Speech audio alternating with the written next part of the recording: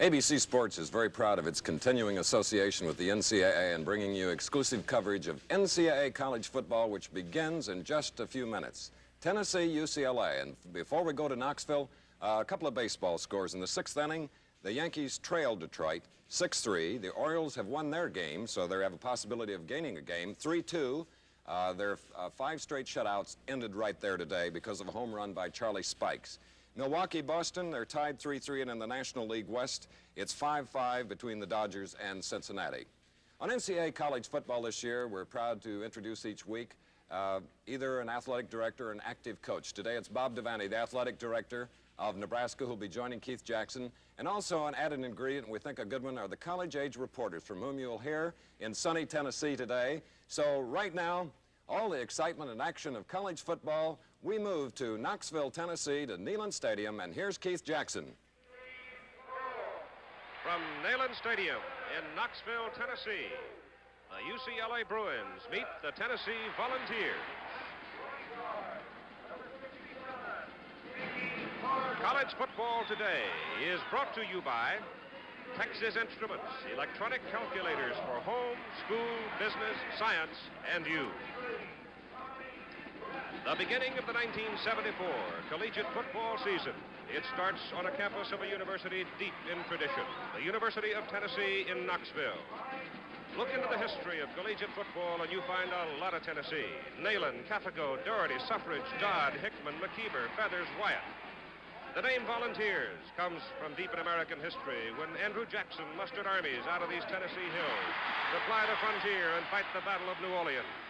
And the foothills of the Great Smoky Mountains ring the city of Knoxville. And today we begin the 1974 collegiate football season with one of the newer rivalries from Neyland Stadium. Tennessee meeting UCLA, a series started in 1965. This will be the fifth meeting between these two teams, and if it follows recent history, it'll be a football game worth remembering. Well, good afternoon, ladies and gentlemen. I'm Keith Jackson. I'll be your play-by-play announcer throughout the presentation of NCAA college football on ABC this fall. And we do have some new things to offer in 1974. We're going to bring you, as our analysts and commentators, some of the top football coaches in the country. Men like Bob Devaney of Nebraska, who will be joining us today. Darrell Royal of Texas, who will be with us next Monday night in Atlanta for the Notre Dame-Georgia Tech game. You'll hear from Ara Parsegan of Notre Dame and Joe Paterno of Penn State and many, many others. We're sure that you'll enjoy getting acquainted with these warm, humorous men who take the chore of training young men to go out and play this great game of American football. We're also introducing today two young men direct from the campuses of two of our finest universities. And we think these two young men mirror the kind of young people that are coming off the campuses and stepping into the industry of the country. One of them, Don Tollefson. He is from Stanford University on the West Coast. The other, Jim Lampley, he is from the University of North Carolina on the East Coast. We're very proud of them, and we'll meet Don Tollefson with his comments in just a moment.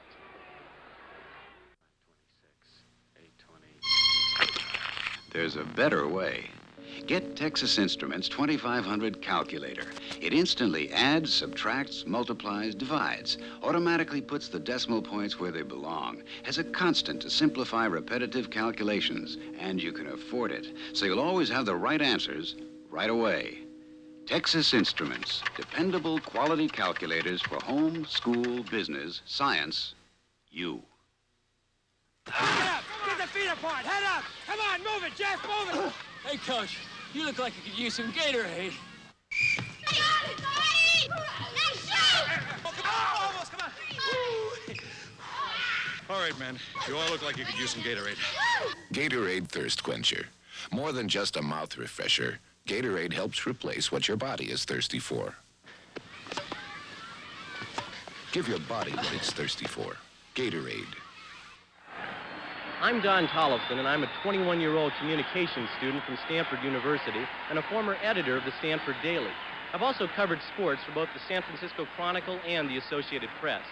Let's talk for just a moment about this UCLA team we'll all be seeing for the first time this afternoon.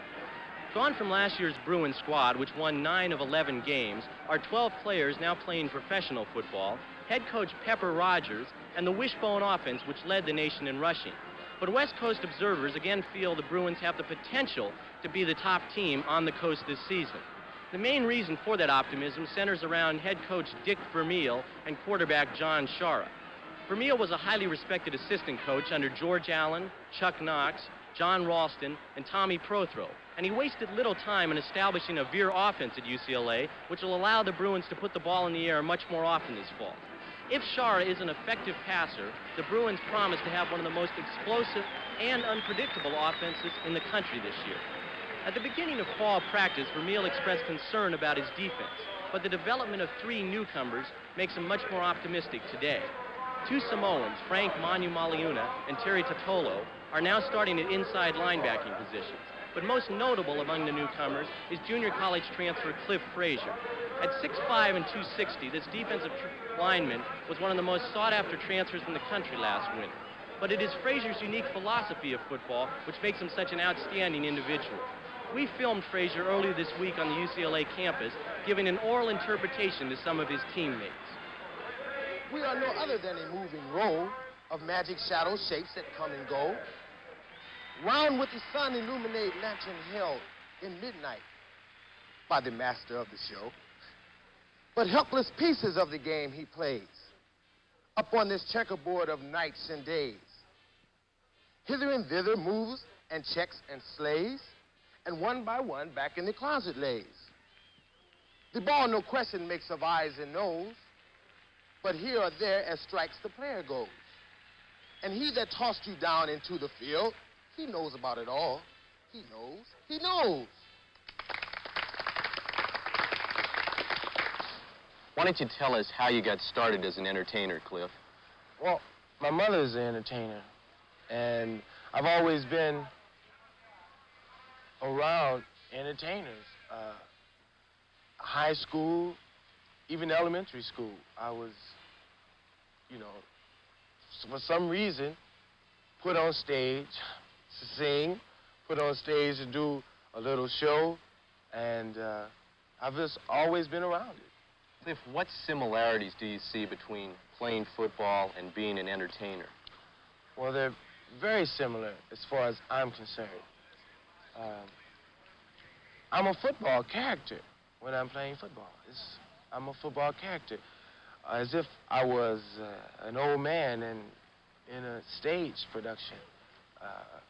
Football is, for those 2 hours, my way of life, because I take on this person. But, like I said, for the other 22 hours, it's not my way of life. Tell me, my brother, how do you feel? Tell me, my sister, yeah, how do you feel? If you feel like dancing, get up and let's start dancing. Start moving with the spirit. Start moving with the spirit. Start moving with the spirit, yeah, yeah. You got to move. You got to groove. Start getting the spirit. Spirit in the dark.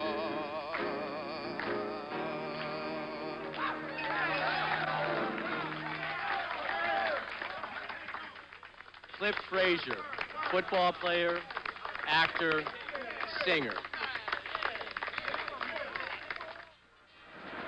And at 6'5", 260 pounds, with an appetite for hitting people, there will be no sassy remarks about Cliff Frazier's thespian ambition. He looks like a very solid performer for the future. In Sweden, the simple pleasures mean more to a man, like bourbon-flavored Borkum Riff. A softer, milder smoke that could only have come from Sweden. Borkum Riff. One of life's simple pleasures.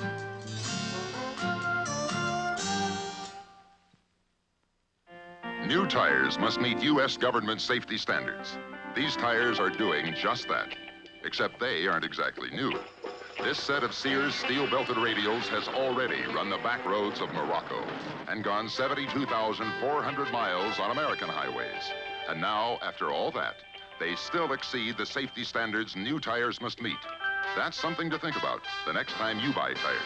The Sears steel-belted radial, only at Sears. I'm Jim Lampley, and I'm from Chapel Hill, North Carolina, where I've just completed a graduate program in mass communications and have been involved in radio and television sports programming. The University of Tennessee enters this football game with one monumental question mark. A defense that gave up over 20 points a game a year ago, it'll have to be tighter this year against a rough schedule. On the plus side, there's great tradition. Tennessee has the highest winning percentage in college football over the past 48 years. A great young head coach, Bill Battle, who at 32 is entering his 5th season and has never lost an opening game. But most of all, there is a truly indescribable quarterback. Condredge Holloway is a preseason All-American, a talented runner and passer, but his greatest talent is his scrambling and a flair for the dramatic. Last year against Georgia Tech, Holloway created these two plays, which simply can't be put into words. School wheels down in Huntsville, Alabama. And every coach in the country was fighting to nail him down. But when the battle was over, his mama said the trail is clear. Son, go with the winner, be a Tennessee volunteer. So go Holloway, go volunteer. As NCAA college football progresses this fall on ABC, we hope to show you some of the things that make this a unique experience for students, athletes, and fans alike. Some of the things that go beyond just the 3 hours we spend here in the football stadium and have to do with the life of the athletes, the life of the students, the life of the campus in general. Don Tollefson has already shown you another side of a student athlete at UCLA. Now we'd like to show you another side of a college football afternoon in Knoxville, Tennessee. Kind of a tradition here at Tennessee, and a way of coupling fun and football that we found irresistible. The University of Tennessee's Neyland Stadium is situated on a bank overlooking the Tennessee River, and every home football Saturday in the fall brings a gathering the like of which is duplicated on few other campuses. Scores of UT alumni and fans cruise their boats up or down the river into Knoxville and dock them just 100 yards or so from the base of the stadium. Some of them arrive a day or so in advance so that whole families and groups of friends can enjoy an entire weekend of partying, boating, and college football. It truly is a unique and charming dimension of football at UT. The people who come up the river for the games this way are almost as interesting and varied as the boats themselves. These people just came in about a half an hour ago. Going to stay here and party a little bit after the game tonight? All night. All night party here. How far did you come? About 20 miles. By the river, 20 miles, and how far is that by land? Oh, 10 minutes. 10 minutes by land. But it's more fun to come this way? I always do. Always do.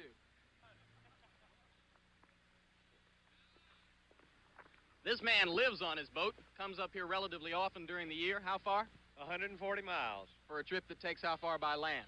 Oh, just 20 miles by land. But it's all about having a good time coming up here on the boat, right? That's right. We enjoy boating. We live on our boat, and we really enjoy coming into the ball games this way. Bring a lot of people up here for a party, and these people have been having a good time all day.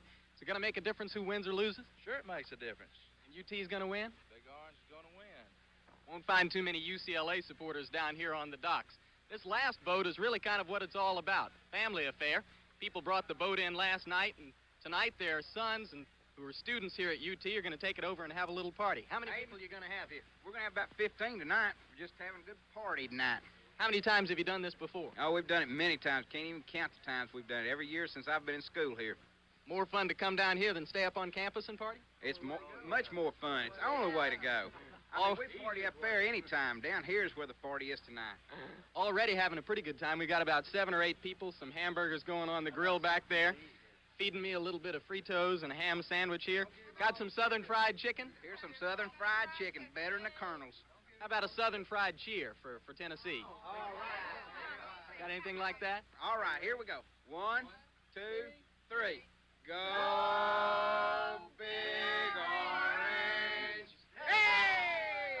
All right! If that won't do it, I don't know what will. This is a great way to spend a college football weekend at University of Tennessee.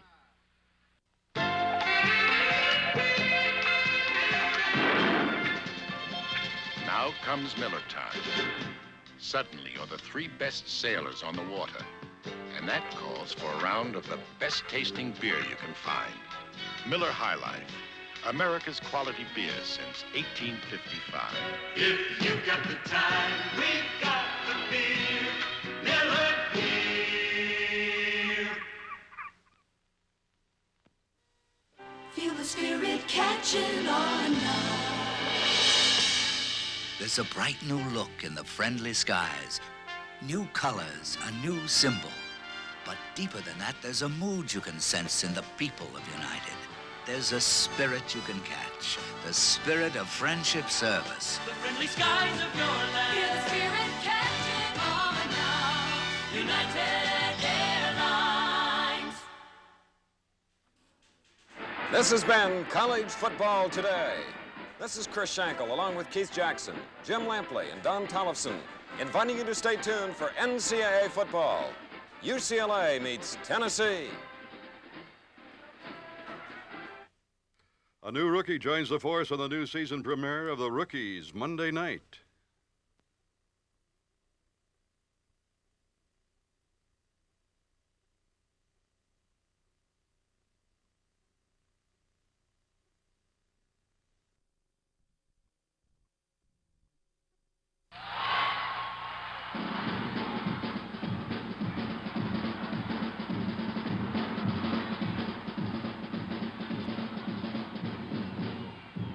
NCAA, college football. Today you'll see the UCLA Bruins from the Pacific 8 take on the Tennessee Volunteers of the Southeastern Conference. NCAA college football is brought to you by Texaco and the many thousands of independent Texaco retailers and distributors in all 50 states. By the Savings and Loan Foundation on behalf of your Savings and Loan Association. They want you to know how money works. And by Chevrolet. Many Chevrolet dealers are featuring year-end savings now. Another reason we say Chevrolet makes sense for America.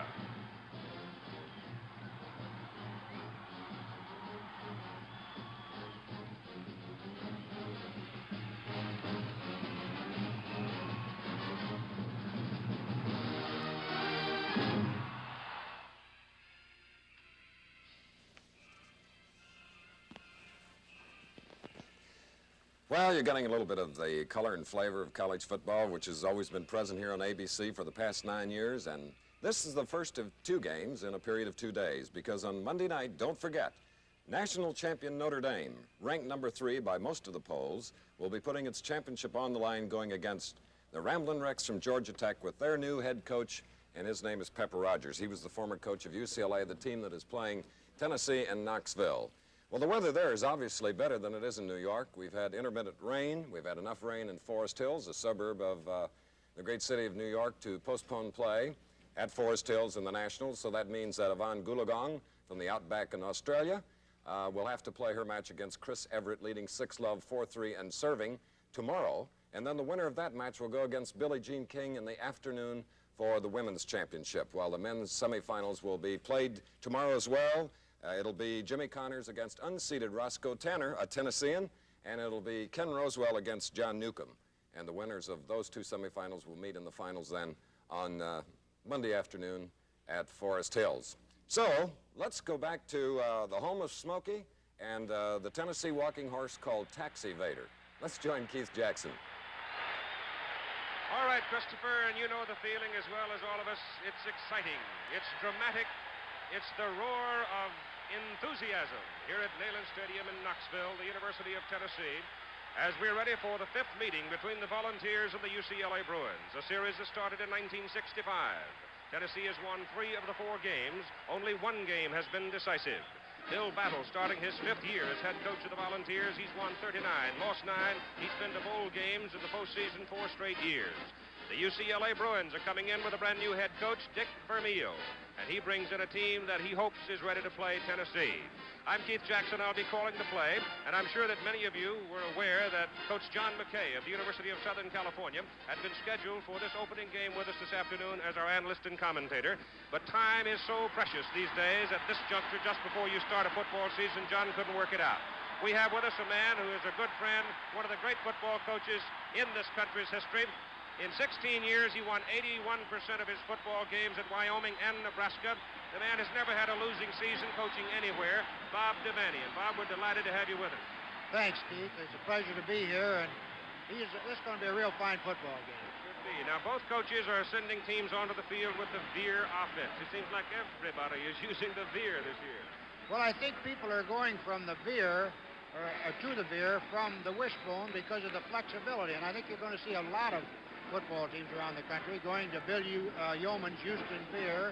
It gives you the same triple option plus a much wider range of passing opportunities. Well, now, you're the athletic director at the University of Nebraska. You've been through these opening game ceremonies, the priming of the players. How do you in the world do you keep a kid's feet on the ground, keep him from tightening up? Here's Tennessee and UCLA, first game of the season, national television, everything on their back. Well, it takes a good job by that coaching staff to keep that mental discipline. When they get on that field in front of a crowd like this, in front of national television, you don't want them to make those little mistakes like jumping offside in motion and that. You want a team to look like a football team to the United States football fans. We've got two wheelers and dealers at quarterback, Condredge Holloway of Tennessee and John Shara of UCLA. Holloway is a real scrambler. He might get back there and he might initiate 25 passes a game and run 10 or 12 of the times. Shara usually will either run the option or he will drop back to pass after faking a run. They're a little different in that respect, but both have good speed and both are good runners. And ironically, both have good tight ends to throw the ball to, Blaymire of UCLA and Tommy West of Tennessee. I think we'll see that pop pass going to that tight end on both teams, especially on the UCLA, perhaps even in the opening series or two. Well, now, Dick Vermeil, the new head coach of the UCLA Bruins, has been recently in professional football on the staff of Chuck Knox of the Los Angeles Rams. He worked with John Ralston at Stanford. He's worked with George Allen of the Washington Redskins, and every man that he's been associated with him praises him the highest, but he's been a very direct, very straightforward, and he says a simple approach to this game, building defense. You're right. I think a defensive team that can hold that other team in check until their offense gets going are never going to get beaten badly. They're always going to remain in the ball game. And I know at Nebraska, we always thought if we could hold that team till we got our offense moving, till we were able to analyze the other defense, we'd be in good shape. All right, Coach Bob Devaney, we'll have other comments from you as the afternoon goes along.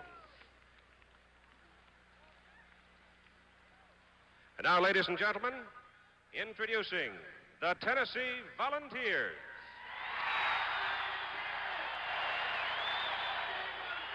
Defensive tackle from Salisbury, North Carolina, number 70, Robert Pullum. Defensive end from Charleston, West Virginia, number 57, Ron McCartney. Linebacker from Knoxville, Tennessee, number 34, Hank Walter. Cornerback from Jacksonville, Florida, number 26, Jim Watts. Punter from Knoxville, number 44, Neil Clabo. Place kicker from Dalton, Georgia, number 22, Ricky Townsend, barefoot again. Left tackle from Maryville, Tennessee, number 65, Larry Satterfield. Left guard from Lawrenceburg, Tennessee, number 68, Steve Cohn. Center from Cleveland, Tennessee, number 52, the youngest of the Johnson boys, Paul. That split end from Easley, South Carolina, number 21, Stanley Morgan. The quarterback from Huntsville, Alabama, number 7, Condredge Holloway.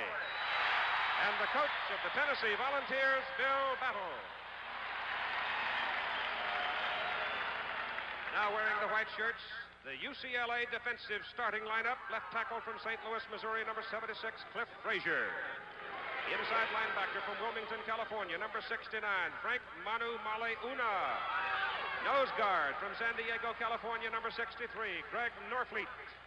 Inside linebacker from Long Beach, California, number 56, Terry Tautola. Right tackle from Sylmar, California, number 90, Bob Crawford. Outside linebacker from San Mateo, California, number 83, Dale Curry. Outside linebacker from Vallejo, California, number 93, Fulton Kuykendall. Left cornerback from Norwalk, California, number 28, John Nanoski. Right corner from El Cajon, California, number 35, Matt Feo. The safeties from Pasadena, number 1, Herschel Ramsey. And from La Habra, California, number 23, Kent Pierce. The new head coach of the UCLA Bruins, Dick Vermeil.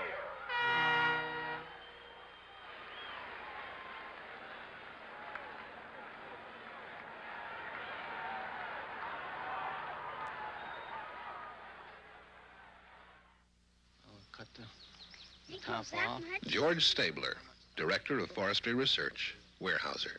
What will happen if you pull that? George and his staff of research scientists already know how to double growth in Weyerhaeuser forests. Yet they're still not satisfied. Where did you learn to graft? This special graft is the beginning. From it will come special seeds, then superior seedlings, fast growers, and tremendous wood producers. Well, there's about 60 million trees in this nursery. We can, so we get... That's it. 60 million. The goal? More wood from the forests with food and shelter for wildlife and recreation for man. Fortunately, our wood resources are renewable. And fortunately, too, there are research scientists like George looking out for the future needs of young guys like these. Weyerhaeuser, the tree-growing company. Hey, I lost my frog. We have the officials and the team captains gathered down in the center of the field. There are 6 officials working this game. First time it's been done down in this part of the country. The captains for UCLA, number 93, defensive captain Fulton Kuykendall in white. Offensive captain number 64, Gene Clark. Number 53, Mike Martinez is the captain of the special units. The Tennessee captains are Condredge Holloway and Jim Watts. Tails. All right. It's heads. You won the toss. You have the choice. You can kick her. All right. You receive. You have your choice of goal. So the Tennessee Volunteers call it right. They will receive. The referee for the ball game, William Love. He's out of the pack 8, along with linesman Ray Curry and the back judge Dan Inveen. From the Southeastern Conference, the umpire, Buddy Patey. The head linesman, Preston Watson. The field judges, Bill Stanton. We're ready to play football for 1974. The Tennessee Volunteers in the orange and white. That's the color of the American daisy that grows wild across the rolling foothills of the Great Smoky Mountains. They anticipated a crowd of about 55,000 people here this afternoon. The weather, the temperature is about 75 degrees. It is overcast. It rained yesterday hard, but it's been dry all day today. And it's really a most pleasant afternoon. And the UCLA Bruins, who have come from the West Coast expecting humidity, very happy to see it. The Tennessee starting offensive unit across the front. Wide receiver Stanley Morgan. Inside it's Satterfield, Cone, Johnson, Marvin, Higginbotham, and Tommy West, the tight end. In the deep positions and receiving for the University of Tennessee, it'll be Paul Carruthers. Nearest to you there, number 32, and number 21, Stanley Morgan, and Morgan is the one who can really fly.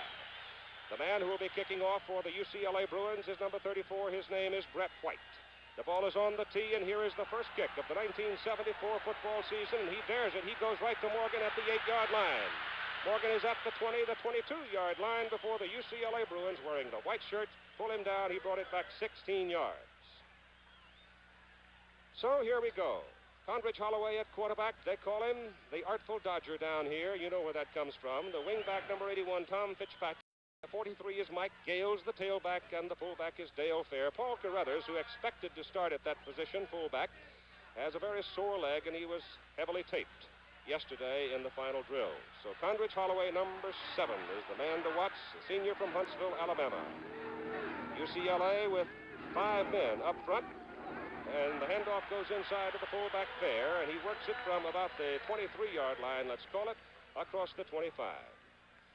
So let's start this offensive series at the 23-yard line, and here comes something, Bob Devaney. The Volunteers don't go for the huddle. Let's see if they try to go for the bomb. Holloway puts it high in the air. Got Morgan going deep. He's open. He's got it. He's in his way. Touchdown, Tennessee. The old element of surprise for 74 yards, and the Vols jump quick.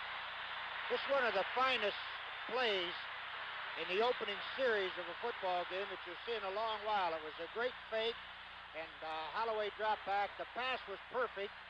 Morgan got beyond the defensive right halfback, and it was all open from there.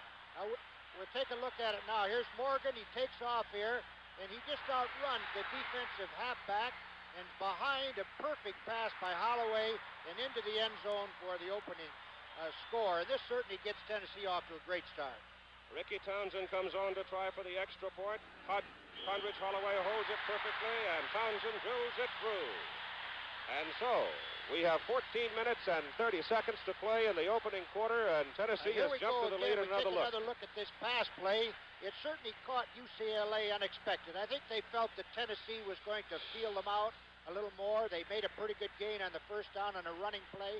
Then they come back, on normal or relatively short yardage for a second down and throw the bomb. It's as well an executed pass play as you'll ever see. A great throw, a great catch. Well, there was just no way, Bob, that Matt Fail... easy score. No way Matt Fail could run with him once he got by, and he was gone. Morgan has that great speed. America needs oil, and the sea is sitting on vast amounts of it. To find it, we at Texaco first make scientific surveys. Where our geologists think there's oil, we bring out a drilling platform. From the start, dozens of safety devices keep an around-the-clock check on the drilling well. And highly trained men always keep an eye on the safety devices. Where their eyes can't see, TV cameras are watching for them. And sitting on each well are blowout preventers that can quickly close the well if necessary. Once the wells are completed, all the drilling equipment is replaced with high-pressure valves called a Christmas tree. At Texaco, we do all this so that one day underwater wells producing thousands of barrels of much-needed oil could look like this. At Texaco, we're working to keep your trust. That is the barefooted kicker of Tennessee, two-time All-American Ricky Townsend from Dalton, Georgia. George Cafico found him a special shoe with the laces on the side of it, but he practiced so much this summer that he wore out the shoe and threw it in the garbage can, and Bill Battle, his head coach, was so happy he got rid of it, he put flowers on the garbage can because he thinks he kicks a lot better barefooted. The deep men for UCLA in white. Number 24 is Russell Charles, and number 30 is Eddie Ayers, and the kick is in the air. It's a low line drive. It is fumbled. It is picked up by Charles. Charles has daylight at the 15. He is busted hard at the 20, and he may have coughed it up. Nope. The way Tennessee was swarming on him, fighting for the ball. 18-yard return on the play. The UCLA Bruins will put it in play just shy of the 20-yard line. Looking across the offensive front for the Bruins, the wide receiver split in. Norm Anderson, Dennis Pick, Gene Clark, Randy Cross, Art Kuhn, Mike Horton, Phil McKinley, Gene Blameyer. That's the biggest offensive front you'll see anywhere in college football. The quarterback is number 15. He is John Shara. So here comes UCLA's first running play or first offensive play with Eddie Ayers, Wendell Tyler, and Wally Henry. Number 8, the flanker and wide to the right, and he can really go. We have a combination of 3 Pacific 8 officials and 3 Southeastern Conference officials, and there was a flag thrown under that foul. And the penalty offside has been declined on the kickoff, so Tennessee's perfectly happy to have the Bruins go to work at the 19-yard line. So they rehuddle after the decision by Tennessee. Anderson coming wide to the left side, and Henry going wide to the right side.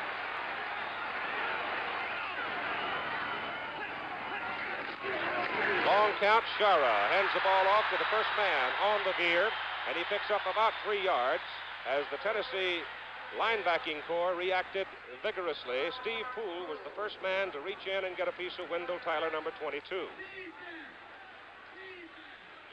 Tennessee defense and this bubble defense with that middle linebacker off the line of scrimmage. The middle guard really moved back, standing up in a 3-point stance.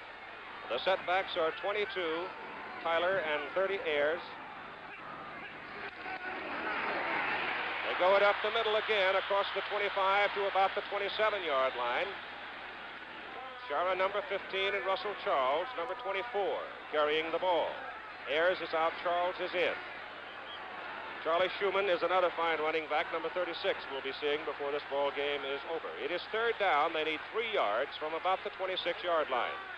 Tennessee leads 7-0. 2 plays for the touchdown. Used only 30 seconds, a 74-yard pass run from Holloway to Morgan. 3rd down and 3. The play goes inside. Tennessee reacts very well. Andy Spider, number 50, the linebacker, in there, forces the fumble, and Tennessee comes out of the stack with it. So UCLA coughs up the ball. That's 2 big mistakes they've made in this ball game. This is the kind of a break that can turn a game wide open in favor of the team getting the breaks. Now here's a second opportunity that Tennessee has to score within the first few minutes of the ball game, and we'll see if they can take advantage of it now. Number 10, Mount, defensive back, recovered the ball. Holloway is back in, fair. sets behind him. Number 33 in the fullback position. Holloway fumbles the ball, and his feet are knocked from under him. And number 90 for UCLA reached in there. Bob Crawford, the defensive right tackle, and knocked him down. Tennessee's 1973 record, 8-4. That is the worst record that Bill Battles had since he came here in 4 years. And 8-4 isn't too bad. UCLA is in a five-man front with their nose guard right on the ball, contrary to what Tennessee was doing. John Yarborough's in now for Tennessee. The ball is just inside the 30. Call it second down and 9 yards to go for Tennessee. Holloway turns. Good pursuit from the right side. And number 63, Greg Norfleet, the nose guard, slapped the blocker away, and he decks Holloway back at the 34-yard line. There's a loss of 5 on the play. Norfleet ran that head like Rich Glover used to do for us there. He was around there so quick he had the quarterback before he took 2 steps. Boy, he was quick, too. Seen him make many a great play. All right, the ball is back at the 34-yard line. Third down and 14, and Holloway on the option. He is buried by white shirts on the 30-yard line. Number 69, Frank Manu Meliuna, a freshman, ran him down. And so, Tennessee runs into a little stiffer back in the Bruins. Up on 4th down at the 30-yard line, Ricky Townsend, the barefoot place kicker, is on. He's going to hit the football from the 37-yard line out of Holloway's hold. It is a 47-yard field goal try. It is no good. Close, but just sailed outside the upright. Got to be inside the upright to count this year. That one was just outside. With 11:26 to go in the first quarter. Tennessee 7, UCLA nothing. You know, when we first got married, we spent more money on camping equipment than we did on furnishing our apartment. Yeah. But we won't live like this forever. That's why we opened a savings account at a savings and loan. We picked a savings and loan because we found that they finance most of the homes in the country. When we find the house we want, our savings will be our down payment. We figure, why not start out with people who can help us get all the way home? Right. Your savings and loan wants you to know how money works.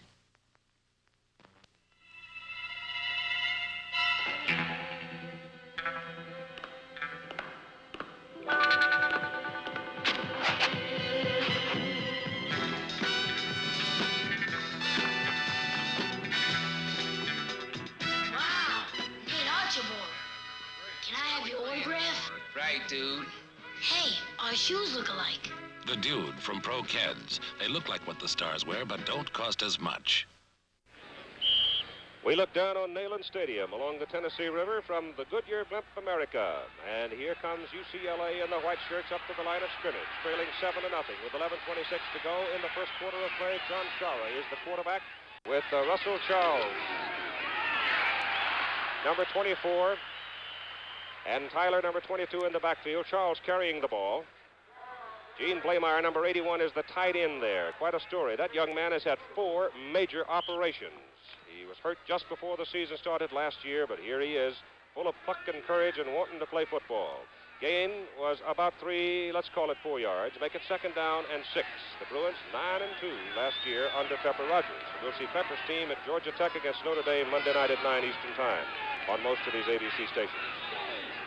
Second down and 6 yards to go. Shara turns, fakes and keeps. He pitches the ball, and Tyler fumbles the ball. But Tyler is able to recover for a yard loss. And in a way, it's too bad, Bob, because he did have a little room. Right. UCLA seems to be a little bit nervous here. I know with that big offensive line that outweighs Tennessee's defensive line, 20 pounds to a man, I know they're going to try to run at them. But that time they tried to go wide. They had a little running room, but he lost the handle on the football. Not very often, though, that you're going to be able to run wide on the University of Tennessee. At least that has not been the case as long as Bill Battle has been the coach here. Carl Zabe, number 26, a sophomore from Pico Rivera, California, is now in the UCLA backfield.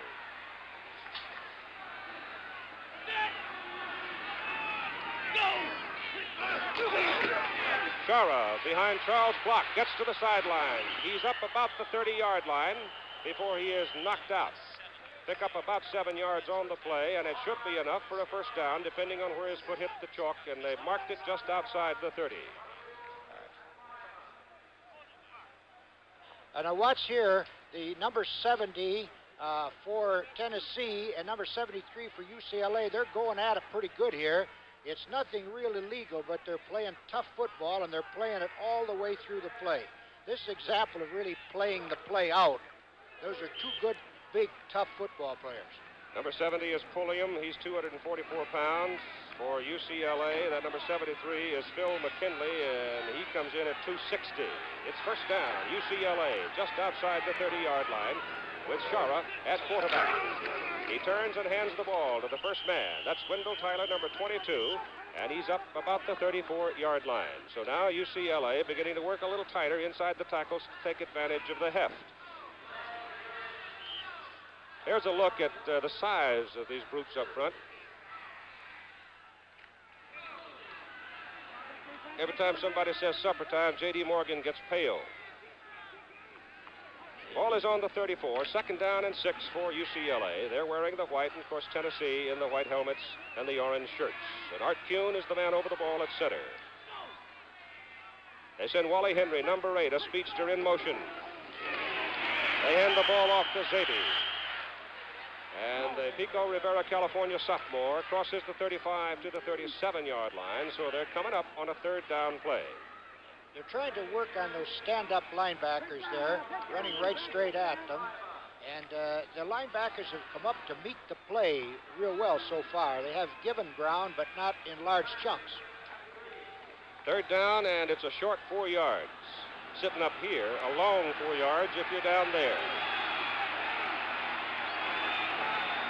Now they got power backs. Now they send Henry again in motion. Here's the pitch outside to Tyler. He does not get the first down. He is dropped at the 38-yard line. Let's go down on the field and Don Tollefson. Do you think you're working a little harder than some of those guys out on the field? It's really good. What makes Tennessee football so exciting year in and year out for you? The fans and the whole bit. All the orange and white help too. Great. You having a good time? Sure am. Great. Back to you, Keith. Tollefson, pay attention to the ball game. It's fourth down, 2 yards to go now. And Brett White will do the punting. Morgan back here is a real dangerous punt return man. That's a relatively short kick. You'll have to fair catch it. Now, he was almost guilty of a mistake right there, because the fair catch rule this year most specifically says the hand must be waved from side to side, and he really didn't do it. 33 yards on the kick. The fair catch places the football at the 27-yard line of Tennessee.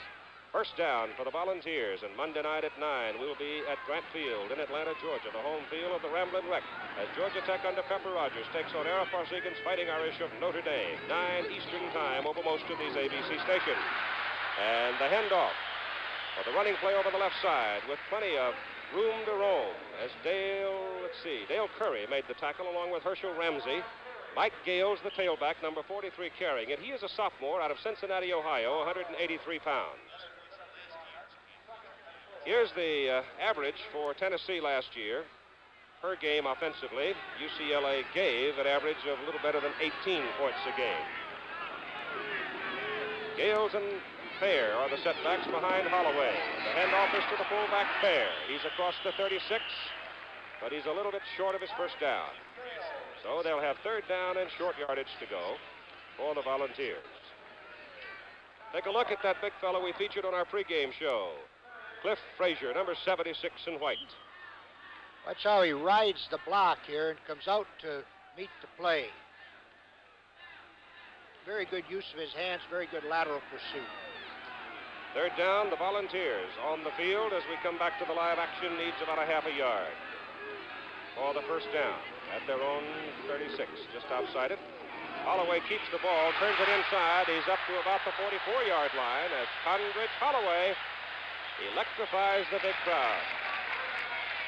The UCLA defense elected to stay in a normal defense. There was less than a yard to go. They didn't get into a goal line defense. They stayed right in their normal 5-2 defense. And Holloway... Frank Manu Maleuna is down on the field and hurt. He is the big freshman, the Samoan. There are two Samoan boys in that linebacking core, and Frank was jarred hard and looks like it might be a shoulder. Score here at Knoxville. Tennessee 7, Bruins nothing. You're about to see how the Goodyear Steel Guard radial tire can help you handle the unexpected. Watch. Let's look at that more carefully and see how the Goodyear Steel Guard radial helps give you protection and control when you need them the most. The Steel Guard radial has sidewall stabilizers to give you positive response.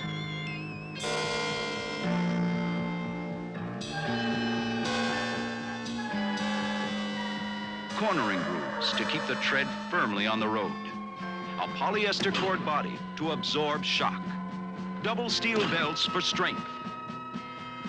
And computerized tread pattern for gripping traction. Are you ready for the unexpected? Next time you need tires, get the custom Steel Guard. The radial with 5 guards to help you handle the unexpected. Only from Goodyear. Frank Manu Maleuna, the freshman linebacker, off the field. Replacing him at linebacking, Gene Settles from Houston, Texas. First down for Tennessee at the 44-yard line. And Holloway back to throw. He looks for Morgan. Morgan was held up. Holloway's on the run. He's exciting when he goes on the run, but John Nanoski hit him with a hard shot right at midfield. See, Holloway is, this is one of the passes that he initiated that will be counted as a run, and this has happened to him a lot of times. Holloway is being helped off the field because he really took a shot right in his tummy as Nanoski just came up and belted him. So replacing Condredge Holloway on the field will be a sophomore from Oklahoma City, number 4, Pat Ryan. Randy Wallace figured to be the backup quarterback, but he's been injured. The handoff goes to the fullback, or to the tailback, rather. Mike Gales and Greg Norfleet, number 63 for UCLA, met him at the Bruin 48-yard line. So again, Tennessee is looking at a third down and short yardage play, third down and about 2. This Norfleet has done a great job on the inside game of Tennessee on this dive play. He's done a great job. They slid behind him one time, but when they've run anywhere near him, he's been there. You see them working on the right shoulder of Condredge Holloway, the Tennessee quarterback. On the hard hit by Nanoski. It is third down and 2 for Tennessee at the UCLA 48. And back to throw is Ryan. And up to grab it is Tommy West, the tight end. Let's go to Jim Lampley for the story on Condredge Holloway. Right here at the Tennessee bench, you can see that a trainer and a team doctor and several other people are looking at Condredge Holloway. Appears to have hurt his right shoulder. Condredge was in great pain when he came off the field, and it's uncertain at this point what kind of a shoulder injury it is, but they're working on it right now. Back to you, Keith. All right, Jim, thank you. 15-yard pass play gives Tennessee a first down at the UCLA 34-yard line. And the handoff goes to Gales, the tailback, and he gets about a yard. That pass play was a well-executed play with a tight end cutting across underneath and was almost screened off there by the split receiver coming across from the other side. With 4 minutes and 25 seconds to go in the first quarter, Tennessee leads, having scored in the first half minute. They lead 7-0, and they're moving against the Bruins. Second down and 9 from the UCLA 33. Pat Ryan is the quarterback. Holloway's hurt, out of the game. Ryan following his fullback Fair, and the big guy from Oklahoma City moves it all right. He takes it down to about the 27-yard line before the Bruins can run him down. It'll be third down and about 4 yards to go now for Tennessee. They've got to go just inside the UCLA 24-yard line, and with the new quarterback, with the sophomore in there, Bill Battle and his coaching staff now are sending plays in via messenger.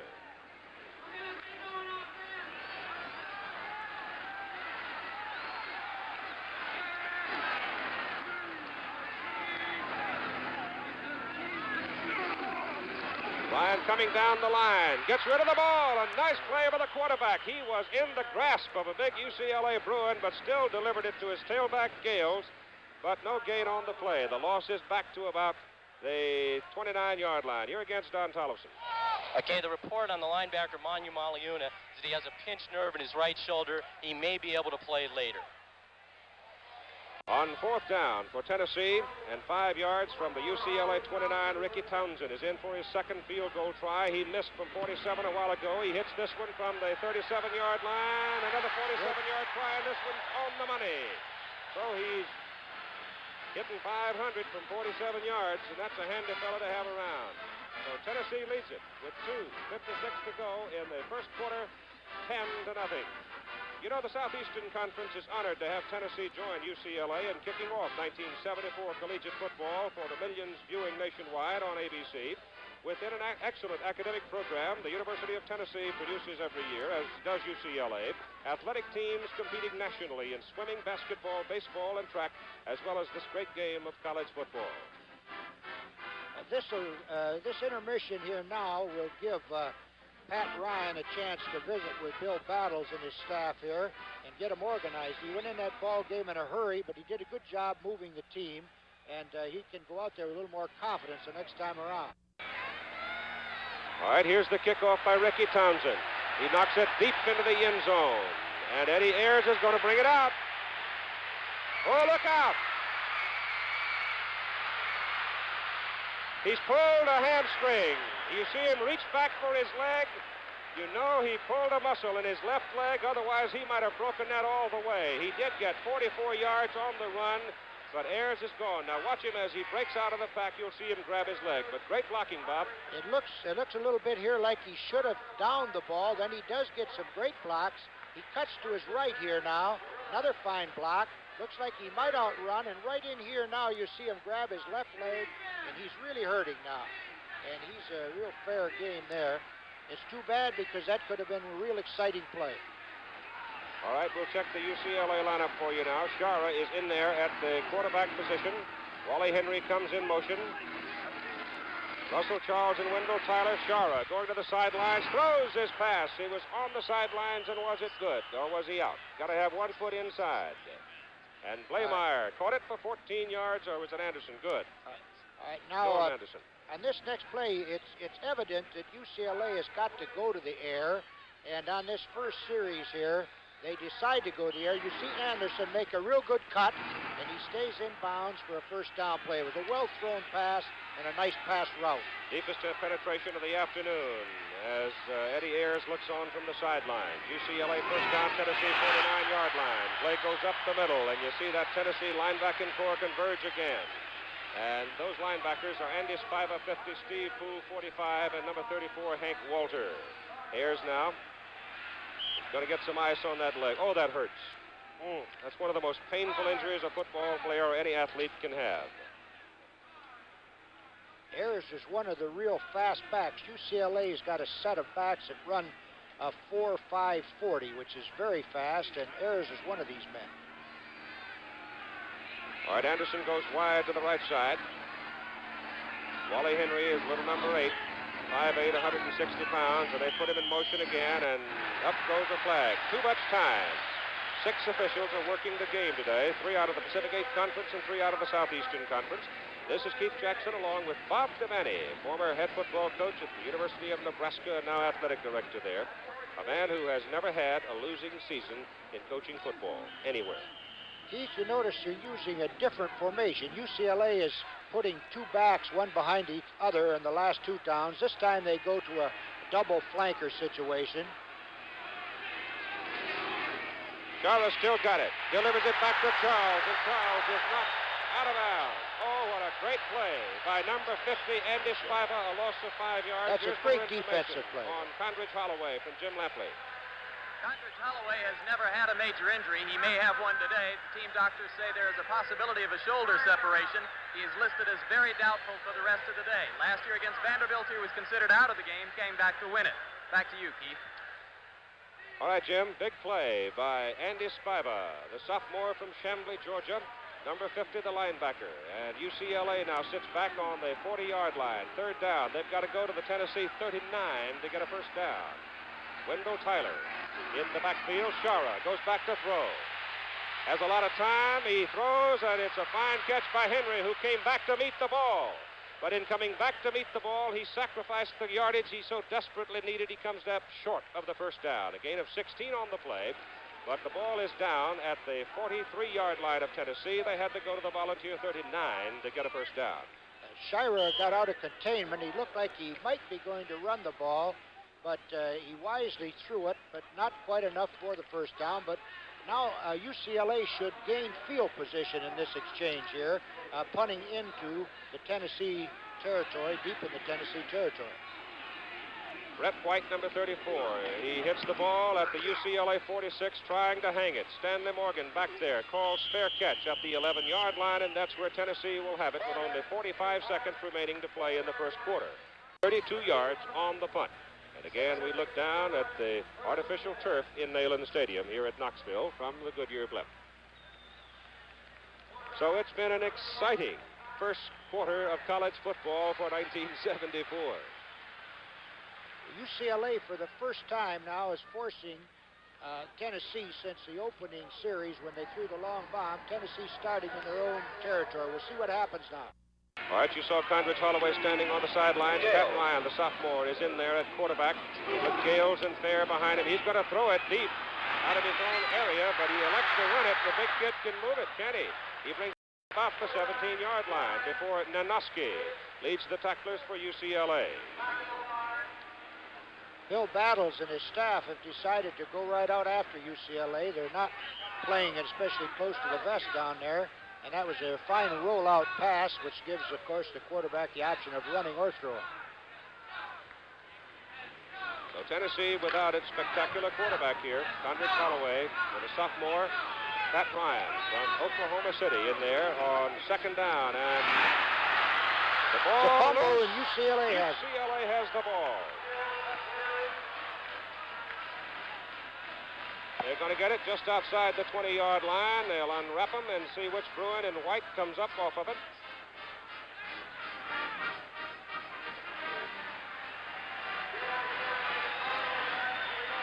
So the ball is at the 21-yard line, where UCLA should have it as we come to the end of the first quarter. Tennessee 10, UCLA nothing. May I help you? Yeah, I want to return this person. Squeaky elbow? Nah, us Levi's jeans want color, style, variety. But your person's dull, drab, rubby tubs. Look at us. Lemon cords, khaki denim, coral bells. Levi's jeans have variety. Well, there is our chameleon model. Ah, that I like. Levi's. Oh, it was only a dream. Sure, a dream. Go back to sleep. Hi. Oh. Harry, you did it again. I thought we were getting an economy car and you come home with a sports car. No, an economy car, honey. A Chevy Vega. Chevy Vega GT. You must be kidding, Harry. Guess what we paid for it? 74 Vega GT. This year's version of last year's Motor Trend Economy Car of the Year. And a back seat that folds down. Changed some to make it better. Several mechanical modifications, a new nose, a new tail, new colors outside, and inside, more upholstery choices. And with a little car like this GT, we can save on gas money, huh? Well, the stripes are nice. Economy car, huh, Harry? Harry, on the fender there, what does the GT stand for? Oh, it's just letters. Just letters. Yeah. I like it. 74 Vega GT. See what it's like to drive a winner.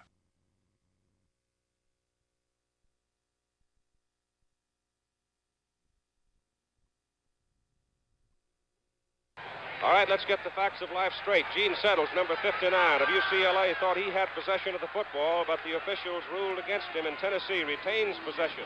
So after an argument, Gene lost it, and he's back in defensive posture, and here come the Vols on first down from the 21. And they're moving the football with good up-front blocking. Blowing out of there as Carruthers, number 32, is in the lineup, and he was brought down by Kent Pierce, number 23. The offensive statistics in the first quarter shows, as you would expect, Tennessee with the edge. Time of possession, though, almost dead even. And this last play, the right linebacker for UCLA overran the play, and Carruthers cut right behind him for a good gain.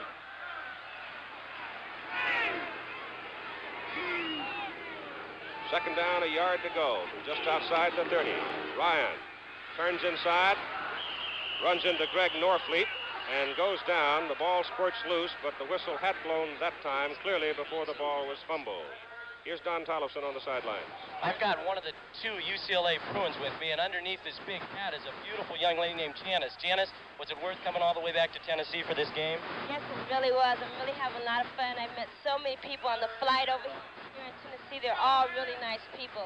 And I'm really looking forward to the season with our football team. Great. Back to the action, Keith. Thank you, Don. Third down and a yard to go. No gain on the play. Sievers is in the Tennessee lineup as a wide receiver. Ryan is your quarterback. Carruthers is number 32. He is a senior for the Volunteers. And Ryan never had a chance to unload the ball as the Bruins just crashed on the defensive left side, and he never had a chance to hand it off. Here we have Frazier making a great defensive play here. Number 76. He comes right around the head here. He gets into the backfield. And he's on the quarterback, Ryan. Ryan's taking one step. He doesn't have a chance to hand off or option. Go back to live action as Neil Clabo comes in. Averaged better than 43 yards a punt last year for Tennessee. Wally Henry receives the punt for UCLA. Youngster who give him a little bit of daylight and he can really send you, but the coverage is very good by Tennessee. The Bruins a little mixed up as Kent Pierce was back with Henry, 39 yards on the punt. And Wally Henry wound up losing another 6 yards, so actually Tennessee moved the football 45 yards on that punt. It'll be Bruins ball, first down, just inside their own 30-yard line. Some of the statistical history of the football success here at the University of Tennessee under the leadership of Athletic Director Bob Woodruff. All right, let's see what John Shara decides to do now as he sends Henry way wide to the right, and he's running this way. He gets his pass off intended for Wally Henry. Henry leaps for the ball. It is thrown out of bounds. Incomplete. Second down, 10 coming up. Shira might have ran for about 7 or 8 yards. He had that run option. He got outside of the defensive containment, and it looked like he might have gone for 7 or 8 yards on the play. Henry is not a very big fellow. He's a sophomore out of San Diego, 5'8", 160. Wendell Tyler, number 22, is in at one of the setback positions, along with Russell Charles, number 24. You're looking at Dick Vermeil in his opening game, his debut as head coach of a football team at the major college level. Shara turns. He's still got it. He pitches the ball back to Tyler, and Wendell Tyler is across the 40 to about the 42-yard line, and that should be enough for a first down. More on Condredge Holloway now from Jim Lempley. Condredge Holloway may play if the pain subsides, but right now it doesn't look like that is going to be the case. He's still hurting. What hurts him most is that he can't play. Back to you, Keith. All right, Jim, they're moving to chains now. And you'll see around the college football stadiums this year, they'll have chains and markers on both sides of the field for your convenience to make your interpretation and enjoyment of the game more pronounced. UCLA's ball. Let's call it the 43-yard line, their own 43. First down, Shara keeps the ball, turns inside with this one, spins, fumbles the ball. Tennessee's got it, and the Volunteers have it at midfield. Shira had close to a first down when he was hit, and that ball just popped loose. Russ Williams, number 93, in at left linebacker, replacing Hank Walter, was the man who came up with a football. And so the UCLA Bruins make another mistake. Here's a look at it. You can see Spiva here peeling the blocking. Andy Spiva. That gives Williams some room to work behind him. No The ball doubt is about loose. it being a fumble.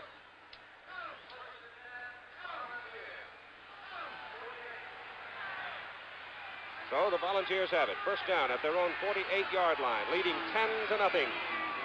Scored a touchdown in the first half minute. And then got a 47-yard field goal from Ricky Townsend. Here's Fair, the fullback. Looked like he wanted to throw the football. And coming across to make a fine defensive play for the UCLA Bruins, linebacker Gene Settles, when it looked like Fair might really go. Fair was looking for Morgan on the play, but Morgan was very well covered downfield by the left cornerback. And so Carruthers wisely tucked the ball, or Fair wisely tucked the ball under his arm and ran with it. All right, double flankers to the left side with Morgan, the way wide man. Pat Ryan, the quarterback, on second down and 4 yards to go. Ryan pitches that ball back to Gales, his tailback, and Gales aims for the 40, and he gets there. Run out of bounds by Nanoski and Pierce. Both teams have been running to the short side of their formation. They're running away from their flankers on the option play and have had more success than going towards the flanker. Tennessee has a first down inside the 40-yard line, UCLA territory. Bruins are in white. Condredge Holloway is on the sidelines for Tennessee with a bruised right shoulder, possibly a shoulder separation. They're not sure. UCLA in a 3-deep defense this time. And the dive play. It goes to Fair, the fullback, and he dives it down to about the 36-yard line for pickup just a little more than 3 yards. Gene Settles, number 59, made the tackle. UCLA has lost one of its starters. Frank Manu Maleuna, their big freshman linebacker, out with a pinched nerve in his right shoulder. For Tennessee, it is second down and about 7 yards to go for a first down at the UCLA 36. Pat Ryan, getting pressure. Ball is loose. Bruins have a shot at it. But I think Tennessee was able to come back and get a hold of the ball. That UCLA man was over there, but couldn't get himself turned around in time. It was Cliff Frazier, number 76, and he just couldn't quite reach it. It didn't look like Ryan ever had a real good hold on that ball. He started to fumble it when he took off first and did lose it as soon as he was hit. We've had 5 fumbles. UCLA has lost it twice, and Tennessee has been able to recover all 3 of their bubbles.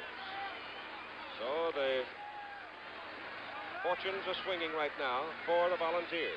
Tennessee leading 10-0 with 10:40 to go first half. Ryan hands the ball off to Gales. The tailback gets a good block at the line of scrimmage, and he goes down to the 39-yard line, the original line of scrimmage.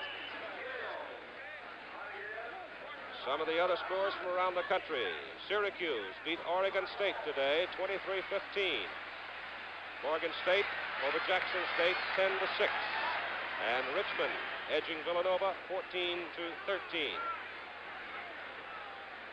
Eastern Michigan and Miami, Ohio. There goes Miami, Ohio. They just keep on winning. North Carolina State with an opening win. Lou Holtz's ball club beating Wake Forest 33-15. Ole Miss and Tulane postponed because of Hurricane Carmen that's hammering that part of the country. Townsend in for a field goal try. He hits it from his 42-yard line, and it is way, way short. A 57-yard try. He has a 51-yard field goal in his record book, but he was way short that time.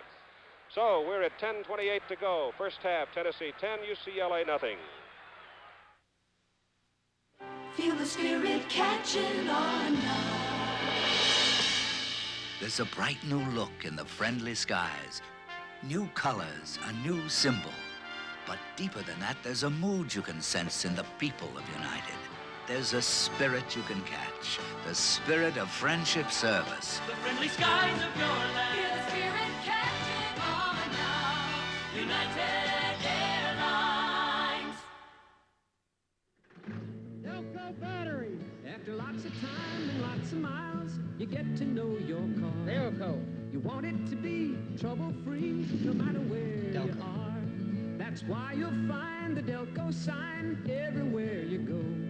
For easy starts and quality parts, it's the name to know. Well, the more you know. Delco. The more you want Delco. Delco. The more you know. Delco.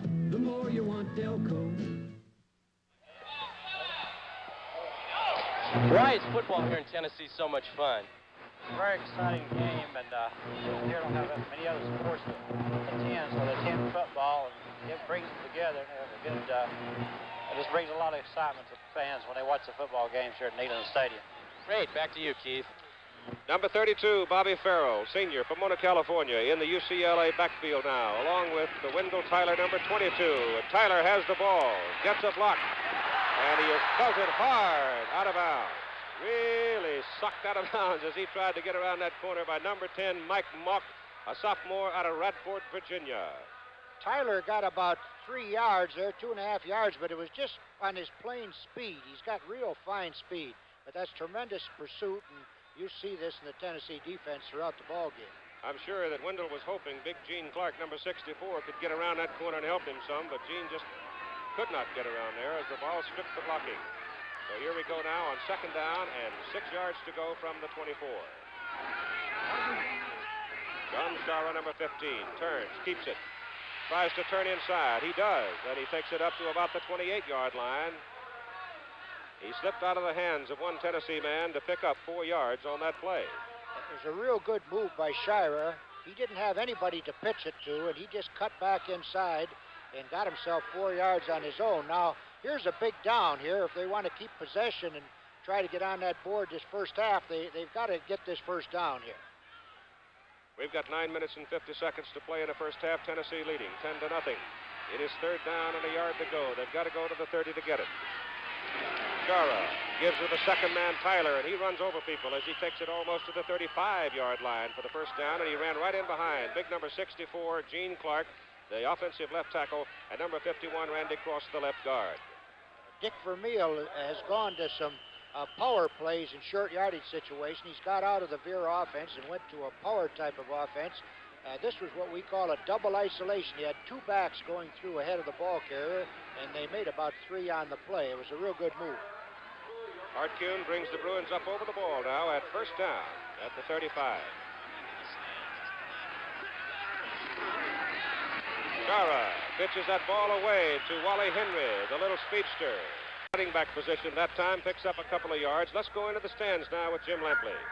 I have Mr. Condredge Holloway Sr. And Mr. Holloway, your son has an injured shoulder. I know you didn't come to see him get hurt.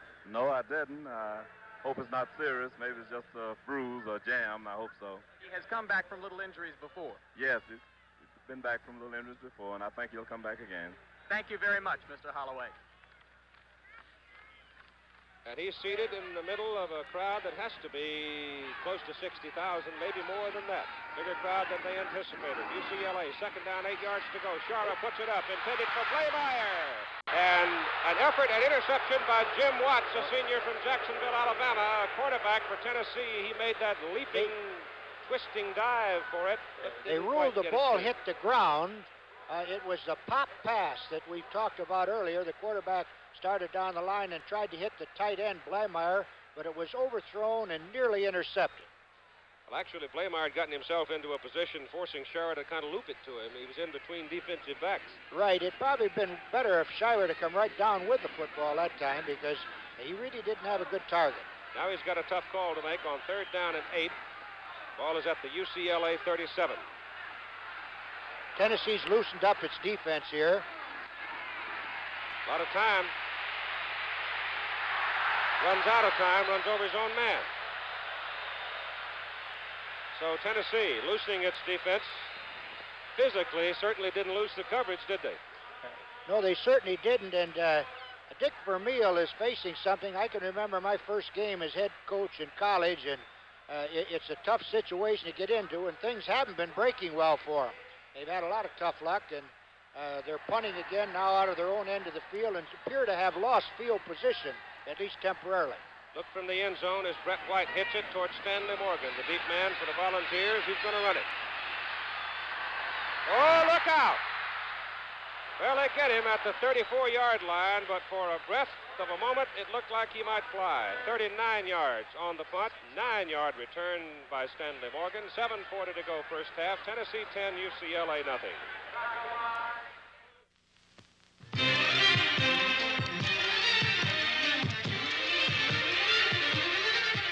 Now comes Miller time. You're soaked, sore, and smiling from ear to ear. And just over the finish line, somebody's waiting with the best tasting beer you can find. Miller High Life, America's quality beer since 1855. If you got the time, we've got the beer. Presenting the first of 7 sets of Canadian Olympic coins. Your purchase will help build the 1976 Olympic facilities, support the U.S. Olympic team, and start you off on a fine sterling silver collection. Do it today for the Olympics, the U.S. team, and for yourself. Available through participating banking institutions where American Express travelers checks are sold. The Tennessee River And I can't conceive that anybody would be out there in the Tennessee River with a football game being played here, but I reckon whatever it is, it turns you on. Anyway, here we go, down inside Neyland Stadium with Tennessee holding the ball. And 10 yards to go at their own 35-yard line. Pat Ryan is the quarterback, and he hands that ball off to Dale Fair, the fullback. And Fair takes it down to the UCLA 48-yard line, 17-yard gain. The Tennessee spotters up there have noticed something very evident in the UCLA defense. Their linebackers are playing way back off the line of scrimmage, leaving an awful lot of territory between Norfleet and the two tackles. And Tennessee has been popping up through that area. They get a block on the linebacker, and they've been popping their fullback and halfback up through there occasionally. John Yarborough comes way wide to the left side as the wide receiver for Tennessee. Ryan comes down the line, gives the ball to Gales, his tailback, and Gales going over the stack is inside the 45 to the 44. Here's Don again. Greta, do you think your Bruins can come back? Of course we're going to come back. Yeah. How much are they going to win by? Oh, maybe 20. Look forward to it. Back to you, Keith. It's nice to be so young, so pretty, and so optimistic. Split in, Stanley Morgan coming off to the left side and out of the immediate area, forcing UCLA to feel a cornerback to watch him because he is so quick. Here goes Ryan to the air. He's got it up. He's got it too long. And it is incomplete, intended for Morgan. And coming across to cover, Herschel Ramsey. Ryan got very good protection that time. He had plenty of time to hit his receiver there, but he overthrew what could have been a real long gainer. If Holloway probably don't get back in this game, there's a good chance he won't. They'll probably save him for their conference games coming up. The pressure is going to be on young Pat Ryan, and I think that the way he started out, he'll do a good job. He's done fine so far. Third down and about 6 yards to go for Tennessee from the UCLA 44-yard line. He's going to put it up on third down. He throws short to Carruthers, and Carruthers gets quite a greeting from Frank Manu Melu-Una, who has come back into the ball game. Ooh, is it all right if I just call him Frank? You know, Keith, I'm glad to see him back in the game, but I'm glad that you keep pronouncing his name, because I can just call him Frank, I'll tell you that. Fourth down and 2 yards to go. He's quite a young man, freshman, 18 years of age, 225 pounds of him. Here's the punt now on 4th and 2 for Tennessee. Penalty flags are down, and UCLA is going to let it go. It's going to go out of bounds inside the 10-yard line. But we've got penalty flags thrown way back upfield. 34 yards on that punt. Tennessee was in motion. They hadn't got set on that punt. UCLA will have a choice here of what to do on it, I believe. There's the fleet of boats that brought an awful lot of folks into Neyland Stadium this afternoon to see the football game, and a lot of them have just spent the night out there tonight. And we were talking earlier about the crowd, possibly 55,000 expected. I think there's many more than that here. But the reason this place is not full, as usual, UCLA incidentally electing to accept the penalty and forcing Tennessee to kick again. This game is being played earlier than expected, and it's also being played here in Knoxville instead of originally scheduled in Los Angeles, California. So the season ticket buyers here at Tennessee didn't have a chance to buy tickets, and of course the students are not here either. So now that we've covered all of that, let's get on with it. Neil Claybo is in to punt. Wally Henry, number 8, and Kent Pierce, number 23, are the deep men for UCLA. Claybo last year, one of the leading punters in the country, averaging over 43 yards. Oh, look at that one. Did he ever hit one? He knocks it into the end zone. UCLA will have the football, 1st and 10 at their own 20-yard line, 45 yards on the punt. Monday night, 9 Eastern time from Grant Field, the home of the Georgia Tech Ramblin' Wreck. Pepper Rogers leads the Engineers against Ara Parsegan's Notre Dame Fighting Irish. We'll be on the air over most of these ABC stations at 9 Eastern time, and our analyst commentator will be Darrell Royal, the head football coach at the University of Texas.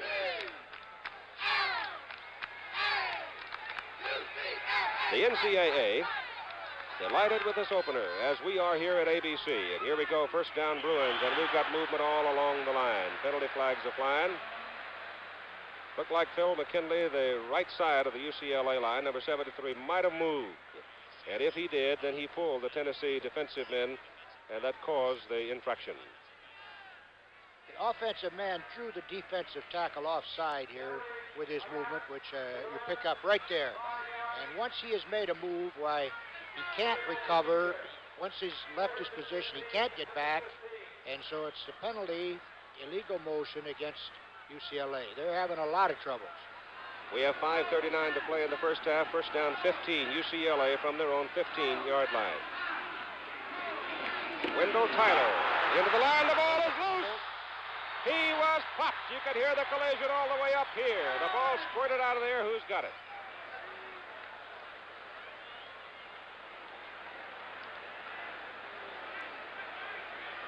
UCLA. Well, I tell you. Andy Spiva, real fine young linebacker here. And watch him come up to make the play here and jar that ball loose. A real fine hit. There goes the ball. He put his head right into that football there. UCLA was fortunate there to come up with that fumble because there was a lot of Tennessee people around the ball. And John Shirer, the UCLA Bruins quarterback, calls timeout with 4 minutes and 56 seconds to play in the first half. There have been 6 fumbles in the football game. Part of it, perhaps, early season troubles, but part of it's because of hitting. Tennessee 10, UCLA nothing.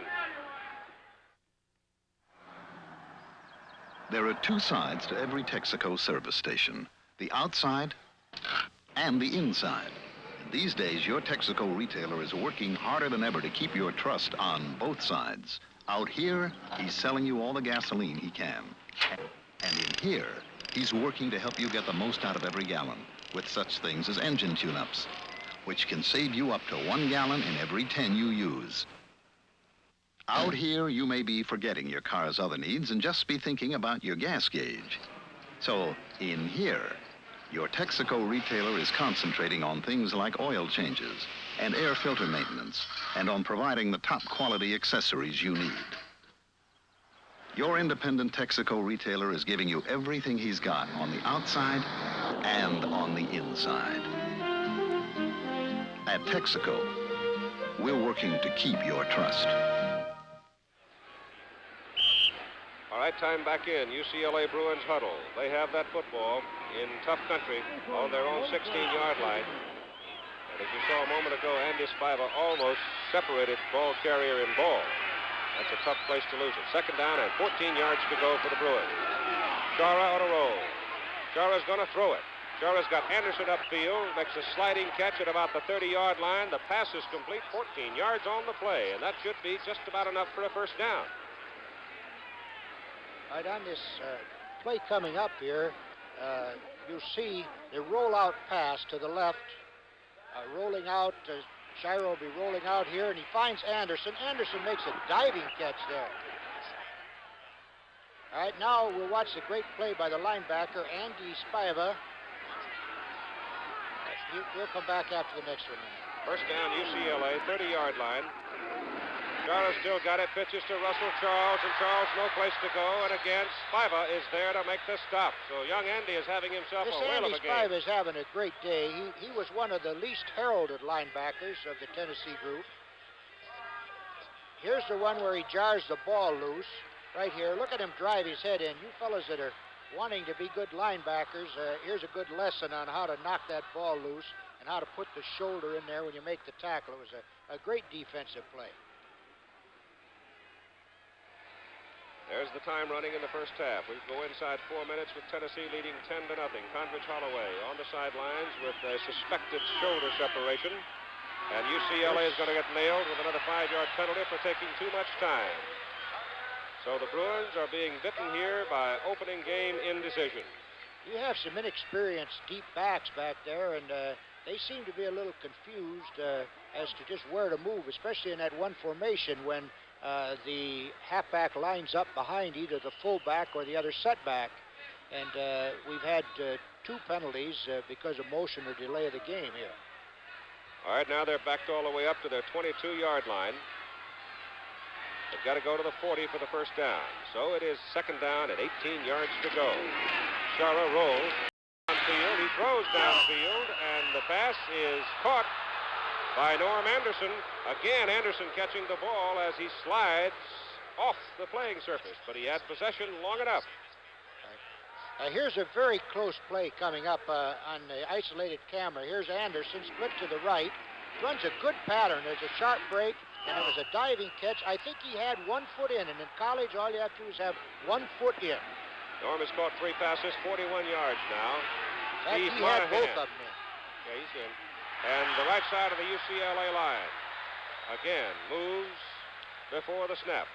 And that one was pretty obvious. It's Mike Horton, number 65, big senior out of Yakima, Washington. Xavier, number 26, is now in the UCLA backfield.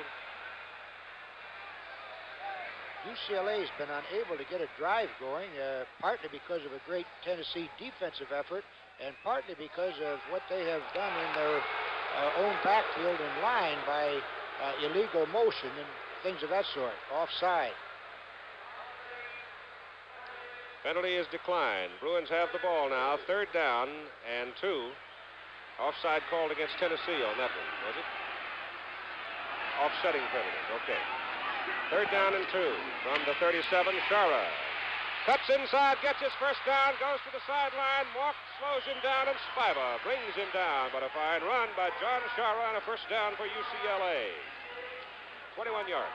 This is really the first time the option play has opened up, and Shira kept the football that time. They had the pitch taken away, but he kept the football, and he's got good speed. He's about 4'6" in the 40, and he cut up field there for a fine game. Now they're in a chance. They have a chance to score before the half if they can keep possession here.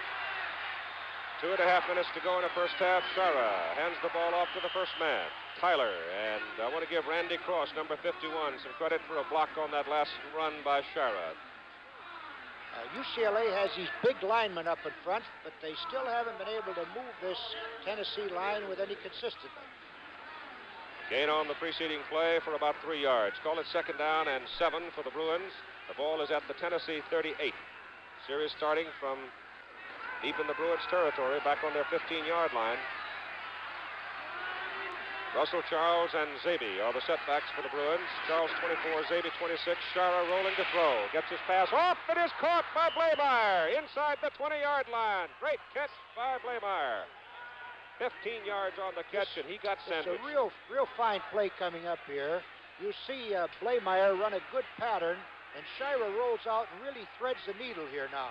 Blameyer has some people right around him, but there goes the ball right into him just as the man comes up from the secondary, and UCLA is down now in scoring territory, and they've got about a minute and a half to go. They've got to keep the ball in the air here. And emotionally, it'll mean a great deal to the UCLA Bruins if they can get a touchdown. Shara asks for quiet, can't hear, can't be heard. And the clock is stopped at 1:26 to go in the first half with Tennessee 10-0, and here's Jim Lampley. For Tennessee on offense, while UCLA is moving the ball out there, the story shifts now from Condredge Holloway, who apparently won't play much more, to Pat Ryan, who is going to have to. Holloway himself says that Ryan is a better thrower than a runner. When asked if he could run the football team, Holloway said he'll have to. Now back up to Keith. UCLA with 2 times out left. And we thank you, Jim Lampley. Ball is just inside the 20-yard line. First down, UCLA. Shara almost dropped the ball, tucks it in, and gets a couple of yards. Thing almost squirted loose.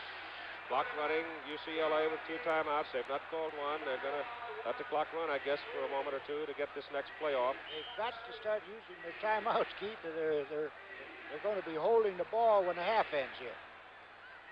Well, they're taking a lot of time. We've now gone inside a minute, and the clock, those precious seconds are still ticking away. Steve Monahan, number 3, is in at a wide receiver position, along with Norm Anderson. Inside 50 seconds to go now. 2nd down and 8 yards to go at the Tennessee 18-yard line. Shara's pass to the sidelines, complete to Monahan. Monahan runs out of bounds on the 10-yard line. That stops the clock. They still have 2 times out left. Gain of 7 yards on the play.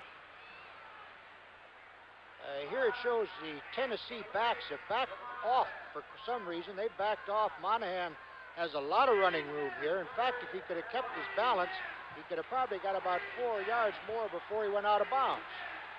There was nobody within 3 yards of him when he went out of bounds, but he sort of lost his balance there. 41 seconds to play in the first half. The ball is at the 10-yard line. 3rd down and 1 for the first down. 10 yards for the touchdown. Story on Shara so far in the ball game. UCLA's most serious penetration of the game. Shara tries to get to the sidelines, can't do it, stakes one man, gets his first down, goes out of bounds, stops the clock with 35 seconds to play, first and goal, UCLA. Steve Poole, the man who ran him out. All right, now, here you see Blameyer trying to get out. There's a real good job by the linebacker here holding him up. In fact, he almost tackled him, but he kept him from getting off the line and spoiled the pass play, forcing Shira into running the football, which he did pretty well in the conditions. First down, goal to go from the 7-yard line with 35 seconds to play. UCLA threatening for the first time in the game. Shara coming around, bumped by one of his own men. He pitches the ball back to Russell Charles, and Charles loses a yard back to the 8-yard line. Great defensive pursuit by Tennessee, led by Ron McCartney, number 57, the defensive left end. UCLA takes a timeout here. They have one left, and they got to come up with a couple of pretty good plays in here, because these 8 yards they got to go are the toughest on the football field, and I feel they're going to have to throw that ball or pop somebody inside. I don't think they're going to score on a wide play because of this Tennessee pursuit. Now, you sent Monahan in to work at the wide receiver position. He has at times alternated with Norm Anderson. At times, both of them have been in the lineup. But he has Blameyer as tight end. And Blameyer perhaps is the strongest of the receivers on the football field. So if he's going to put it in the air, Bob, it figures that he would go to Blameyer. Right. Incidentally, Charles, in running the option play, when he received the pitch from the quarterback, in 7 rushes had netted 1 yard. So this is quite a tribute to that pursuit from Tennessee. In just 25 seconds playing time, we'll have the halftime festivities for you. We'll be rejoining Chris Schenkel in our studios in New York, and Christopher will bring us up to date on everything that's happening around the country in sports today. If there's anything new in baseball, and of course, baseball is getting to those exciting times. And then we'll have a halftime summary for you with Coach Bob Devaney, the athletic director at the University of Nebraska, and some other features, plus the Tennessee Band under the direction of Dr. W.J. Julian, always one of the great shows in collegiate football.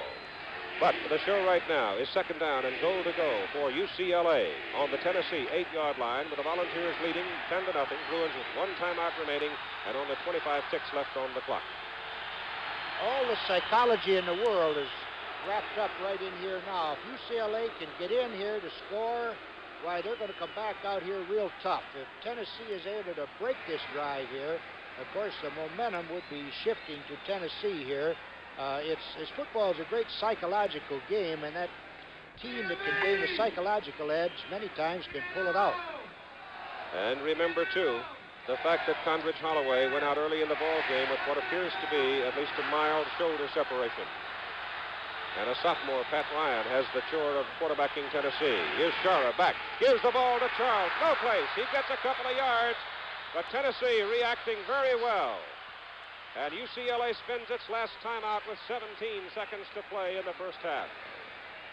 They've got to put the ball in the air now. They really don't have time to, unless they got a real fine pop through the middle of the line, they don't have time to run it in here. And they've got to probably try to throw a pass here. And then if the pass is unsuccessful, I think there's a good chance you'll see a field goal attempt, so they do get on the board. But they don't have much time for fiddling because only 17 seconds remain. Right. They either got to throw a pass that's complete into the end zone or out of bounds, or else the game's going to be over before they can get a chance. But if they throw an incomplete pass, or, of course, one that stops the clock, then they have a chance for a field goal attempt. All right, we have number 32 coming into the UCLA backfield. That's Bobby Farrell. Monahan goes out, so there goes one of the wide receivers out as John Shara has concluded his conversation with Dick Vermeil on the sideline.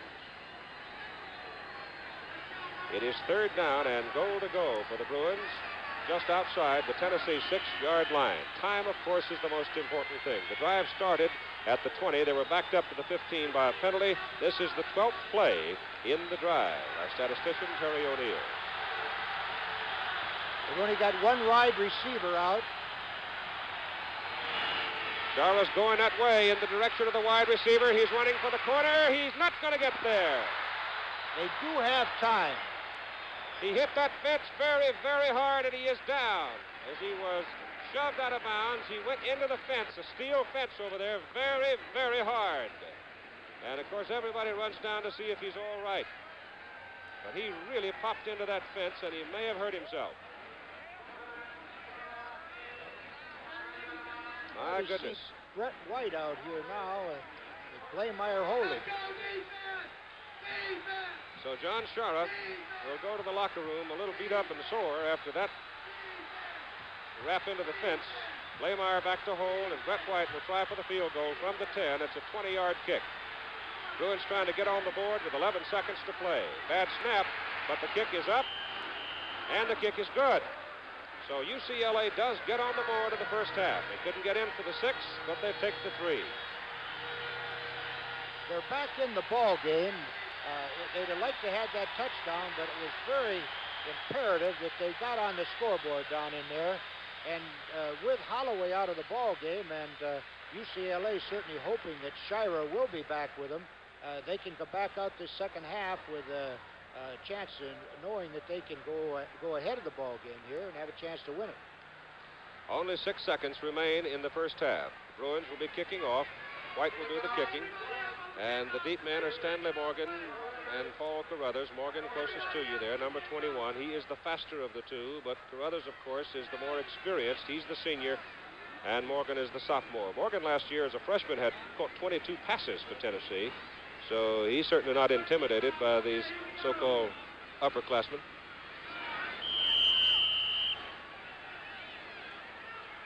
All right, White throws it away, and Carruthers will take it. A yard deep in the end zone. He's got a very sore right leg. He brings the ball out to about the 16-yard line, and the clock is stopped again with 2 seconds remaining as Greg Williams, number 25, made the stop, a safety man for UCLA.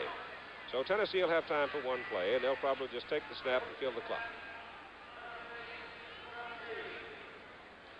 In the latter part of the second quarter here, UCLA did develop a rollout type of pass that was hurting Tennessee, and I think we'll see more of that the second half. The Goodyear blimp sailing over Neyland Stadium here in Knoxville, providing us with its usual spectacular picture, and Pat Ryan does take the snap, kills the clock. The first half has run out. An exciting first half of college football starting 1974 with the University of Tennessee Volunteers under Bill Battle holding a 10-3 lead over the UCLA Bruins and Dick Vermeil in his coaching debut. All right, let's go to the sidelines again. Don Tollefson. Dick, is that Tennessee defense tougher than you expected it would be? No, I don't really think so. It's just that offensively we're turning the ball over and losing our own momentum and exciting those guys and giving them a motivation thing to get playing. And we just have to quit turning the ball over and play our football like we did this last series, and I think we'll get after them real good in the second half. What are you going to tell your players at halftime, Dick? Well, we always talk about poise under pressure, and we weren't very good with poise under pressure this first half. So we're going to talk about poise under pressure, holding the football, and getting after people. Can you tell me what happened on that Tennessee touchdown? What went wrong? Well, they came out without a huddle, and we weren't alert. That's all. It was good coaching on their part, and we just weren't alert enough to pick it up. Is John Shara all right? Oh, yeah. He'll be flying around that field second half. Great. Thanks, Dick. Right. We're going to Chris in New York. All right, thank you very much, Jim. And Dick Vermeil, a very poised young coach, head coach of UCLA. The halftime score, 10-3, Tennessee and the host team leading it by a 7-point margin. This is sort of an abbreviated weekend of college football. It really gets underway next weekend, the member schools of the NCAA, but we do have some finals here. Syracuse defeated Oregon State 23-15. Morgan State over Jackson State 10-6. North Carolina State, in defense of their ACC crown they won last year, defeated Wake Forest 33-15. Tampa over Chattanooga 28-0. Richmond over Villanova 14-13. Miami of Ohio 39. Eastern Michigan nothing. Kent State defeated Central Michigan 21-14. And of course, you can look at one of our monitors and see that the huge and very talented Pride of the Southland band representing the University of Tennessee with their pretty majorettes will be entertaining it at halftime, and of course we will go there to see it. Now, we're going to also have an interview with Tennessee coach Bill Battle, who comes into this game with 39 wins and only 9 losses, a graduate of Alabama. And don't forget, on Monday night at 9 Eastern Time, it'll be the 22nd meeting between two strong independents. National champion Notre Dame being hosted by the Ramblin' Wrecks of Georgia Tech. You'll see all the action here on Monday night, ABC. All right, we'll be back for all the halftime activity and scores of other games. Right now, let's take this pause for station identification. Hurricane, the Tuesday movie of the week at 8:30, 7:30 Central.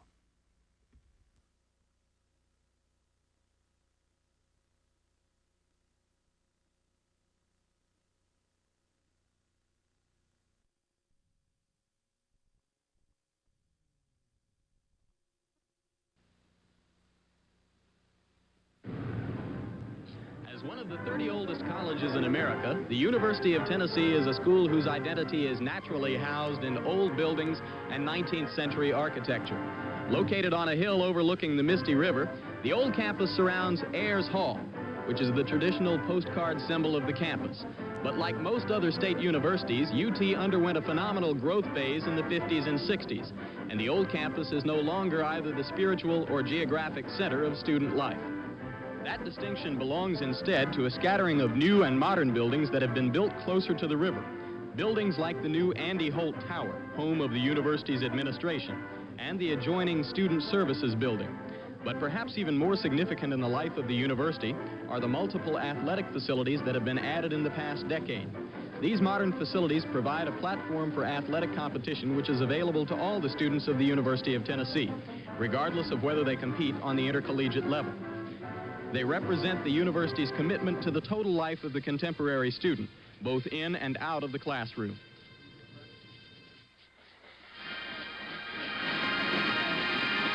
Coming on the field.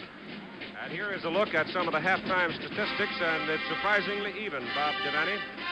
Yes, the first downs are close, the rushing yardage, passing yardage. There's a difference in the turnovers. UCLA has turned the ball over to Tennessee twice.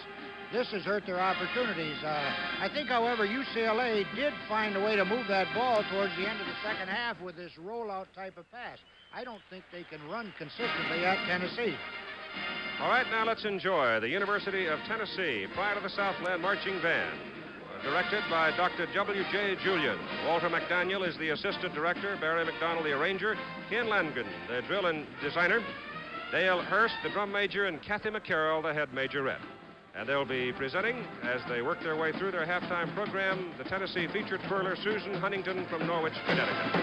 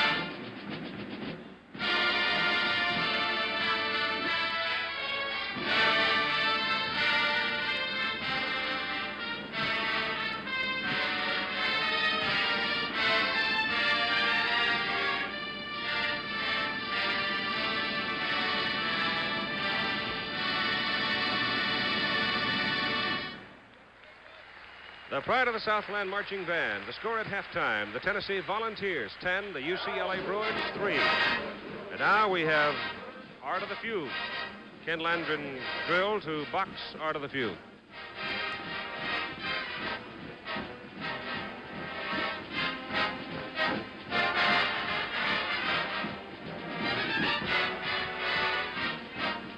And now swinging off into a salute to Duke Ellington with some of his great music, Take the A Train and Mood Indigo.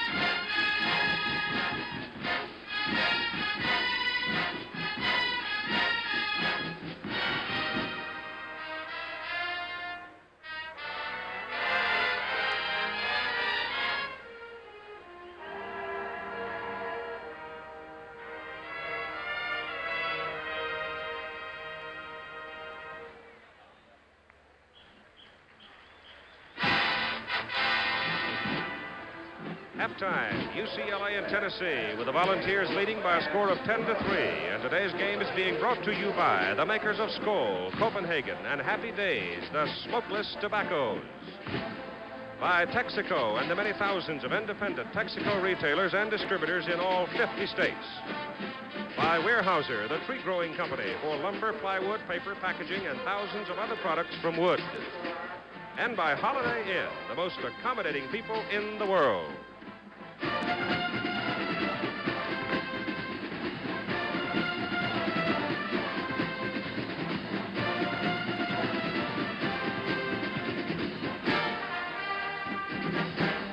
Now here's the drill that we talked about. Of course, this is recognized all over the country. It's performed by the brilliant marching band of the University of Tennessee.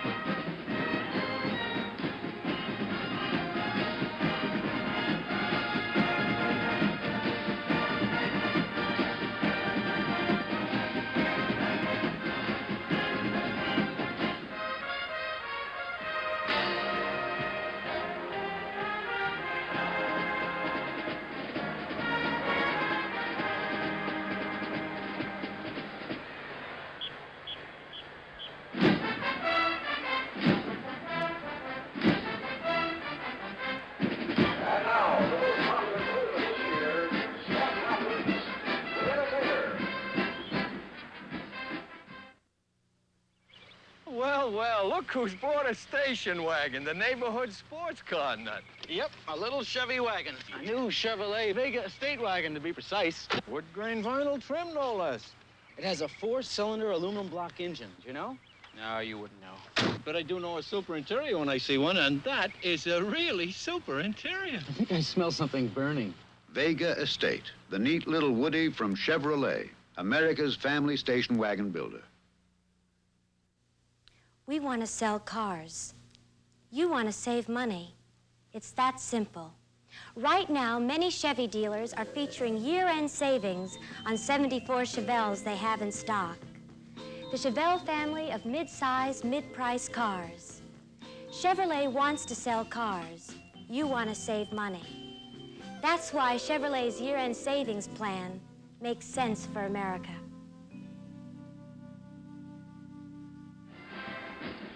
What one word best describes college football? Well, that's the best thing about college football, because you can't do it with one word. With its multiplicity of offenses, the veer, the eye, triple option wishbone, you'll see 3 plays a minute coming at you from a variety of formations.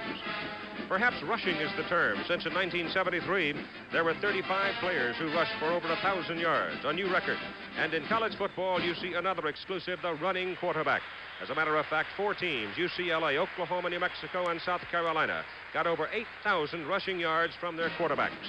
But even the popular concession that the wishbone and the veer offenses have eliminated the word pass, that is not the case at all. Teams using these offenses threw 324 touchdown passes last year. Efficiency? That's a good word, because last season, collegiate football teams scored the most points per play in history, gained more yards per play, and yards per pass attempt. Whatever the word is that best describes college football, over 31 million people came out to find out last year. A new record. Maybe we ought to just leave it at excitement. At halftime, Tennessee leads UCLA 10-3, and let's go to the field now to join our colleague Bill Fleming, whom you'll be enjoying throughout this season as one of our principal play-by-play announcers. Here's Bill. Thank you very much, Keith. And judging by today's game, we ought to have a whale of a college football season as we kick off this 1974 year right now. You know, one of the things we're very proud of here at ABC Sports and our NCAA telecast of college football is the Chevrolet Scholarship Award program. We're happy to say it's going to be continuing this year, which means that at the end of every game, our ABC commentators will be voting on the outstanding offensive and defensive players of that particular game. And then a $1,000 scholarship in their names will be given to the general scholarship funds of those respective institutions. Believe this, after the end of 3 years, over $250,000 has been contributed by Chevrolet to more than 1,000 students. And these are students from all 4 walks of life. These are not just athletes. They're bandsmen, they're pre-med students, men and women in all the campuses. And so this begins the 4th year of this outstanding program. And of course, we're very happy that it is still going on. And I'd like to introduce to you right now a young man by the name of Rick Chambers, who is a bandsman here at the University of Tennessee, who is a recipient of one of the Chevrolet Scholarship Awards. Rick, congratulations to you. What has the award meant to you? It means for me to finish my education. I'm a senior here at the University of Tennessee, and I'll be finishing my studies in 2 quarters. I am studying to be a music educator, and when I graduate, I plan to go out in Tennessee and teach. And this has helped me to fulfill my educational needs. Well, that's just great, and boy, I'll tell you, you can be proud of being a member of this band. Yes, marvelous. Rick Chambers. And don't forget, at the end of today's game, we'll be voting on the outstanding offensive and defensive players of the game today, and also on the night of December 16th here on ABC, we'll be with you at the Liberty Bowl game to announce the grand award winners, the outstanding seniors, and a $5,000 award will go to those respective institutions in their names for their outstanding performances this year. Now the alma mater of the University of Tennessee.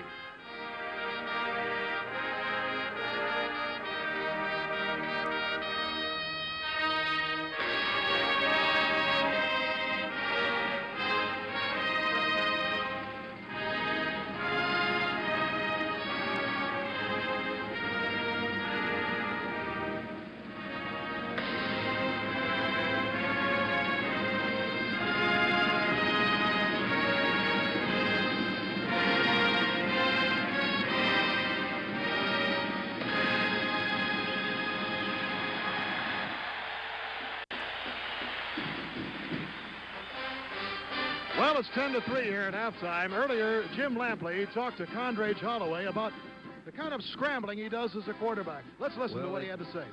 I have a little personal thing about me that I feel that it's better to gain something on any play. So a scramble usually comes about when something breaks down in the line or a back or a quarterback goes the wrong way or something. But we actually practice a scramble so that everybody knows what's going on when it does occur. The linemen, I always try to scramble back to the linemen so they can block again, and the receivers always try to come towards me wherever I'm going. They don't know where I'm going because I don't most of the time, but they try to work their way back to me, and we just try to make something out of a busted play. Condredge, you came to Tennessee at a time when just stepping on the field made you the first black quarterback in the Southeastern Conference.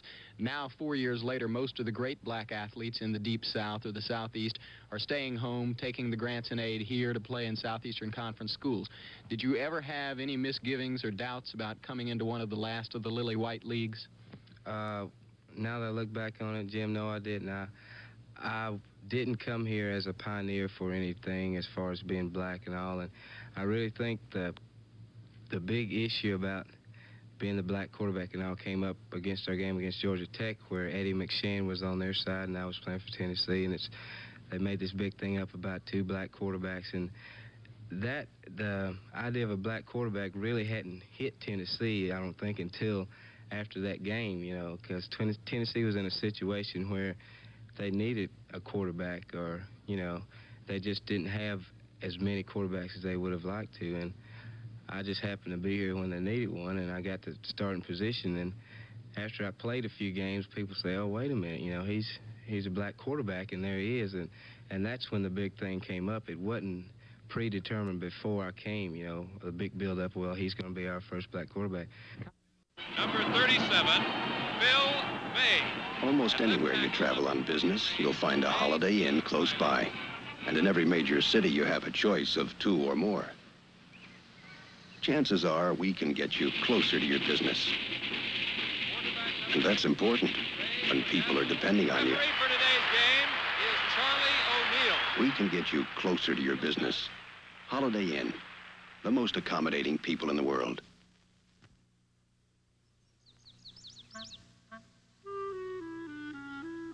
If you've ever grown a garden, you know it takes special care. The same is true in the woods of Weyerhaeuser, where care goes on in a never-ending cycle. In the forests of Oklahoma, this is the job of George Bledsoe, Weyerhaeuser forest engineer. It involves planting carefully selected seedlings, fertilizing to encourage vigorous growth, and building fire trails to give constant protection.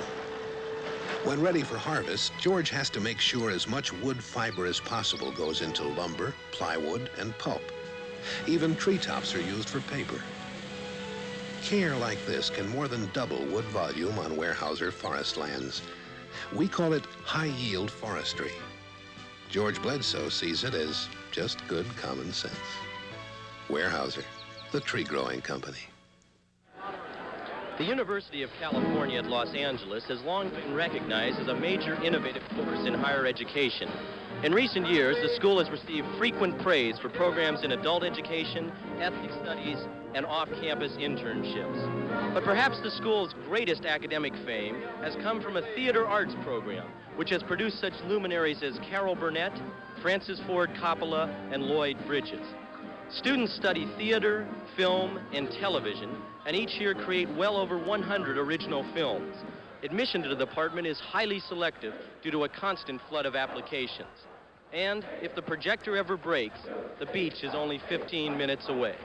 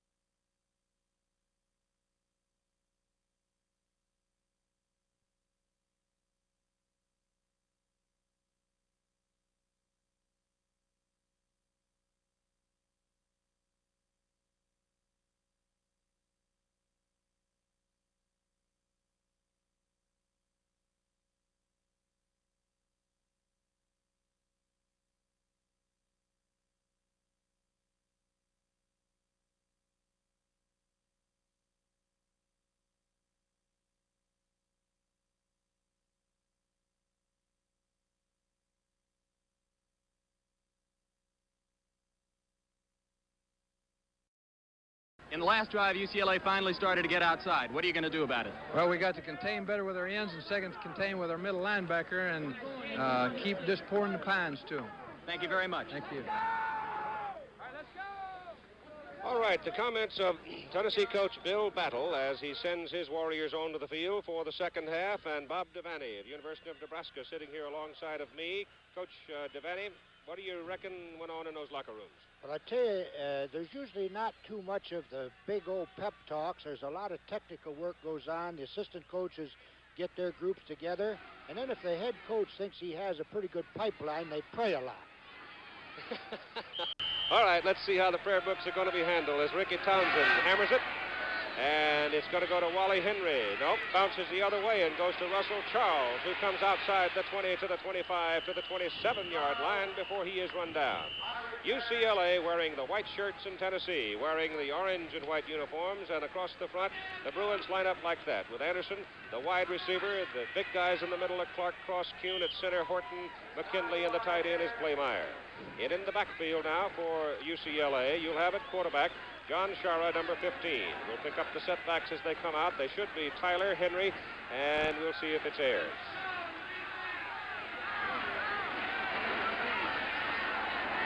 It is Tyler and Charles.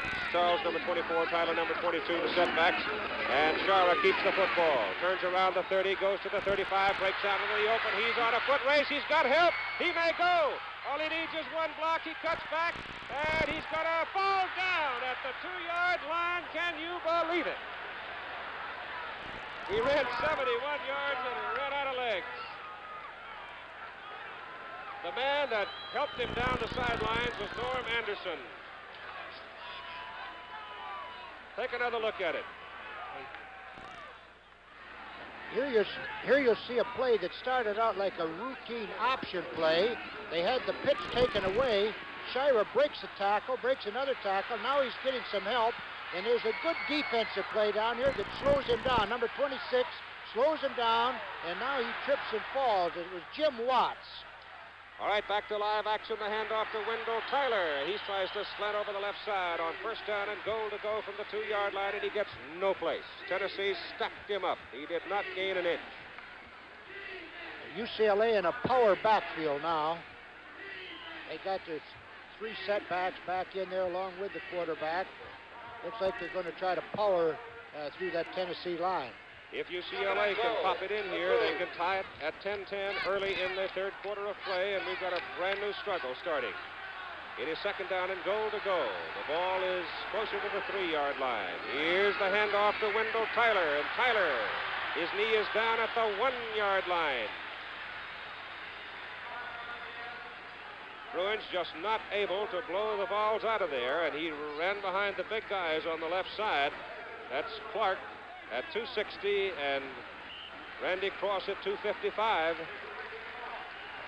UCLA don't have the big power backs. They don't have a McAllister or even a Johnson here, and they're hampered a little bit by the lack of backfield power.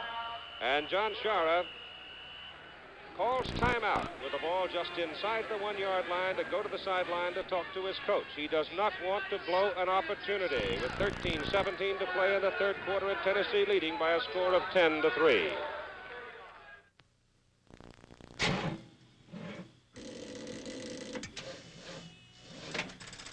Five cars, 5 dead batteries. But we're going to start all 5, all at once, with one battery. A 2-year-old Sears Die-Hard battery.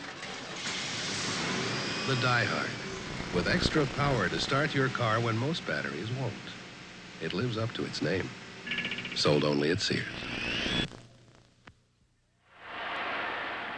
Okay, I have to tell you, man, that life is no pushover. Right. But Joe and his family need life insurance protection badly. Right. And this New York Life team is going to get it for them, right?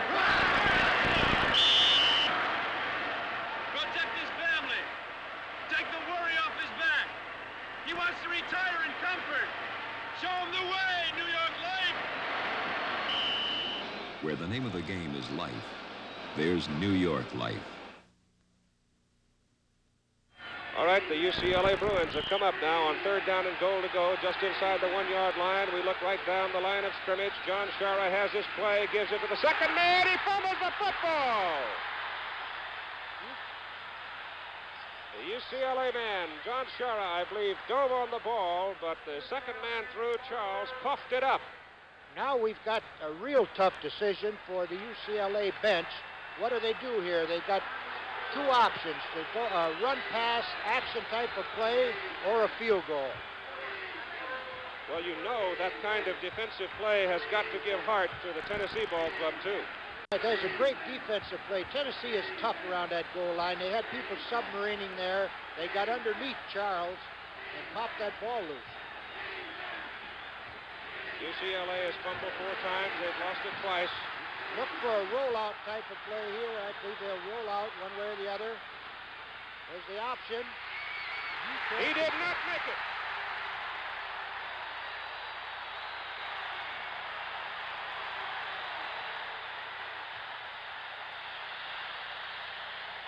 Ricky Heath, a 189-pound junior from Atlanta, Georgia, who had just come into the ball game, was the man that really sealed it. And take another look.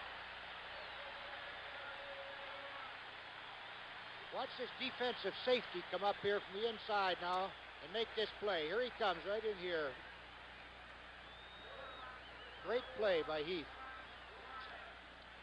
Hank Walter, number 34, got him first, slowed him, and then Heath put him away, and Tennessee holds at the 1-yard line. All right, Pat Ryan is now in at quarterback. Condredge Holloway is out of the Tennessee lineup because of a mild shoulder separation.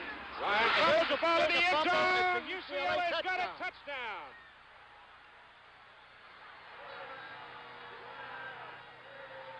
Well, I guess you figure that you look at something like that, Bob, you got to start believing in the law of averages. Well, I tell you, they left Tennessee in a tough spot with this young quarterback. Bolton Kuykendall, number 93, is the man to watch.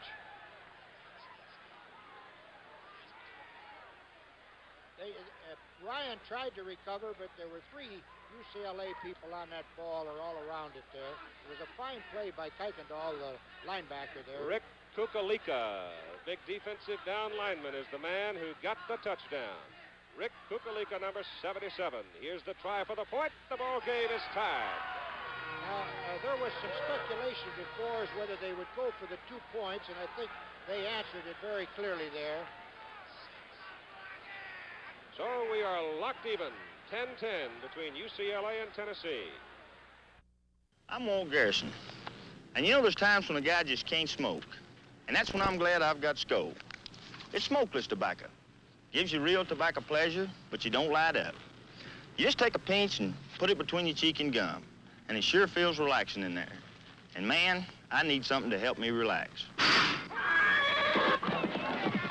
For tobacco pleasure without smoking, millions of guys use Skoal, Copenhagen, and Happy Days.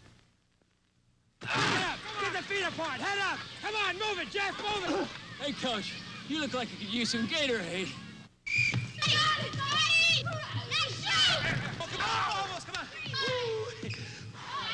All right, man. You all look like you could use some Gatorade. Gatorade Thirst Quencher.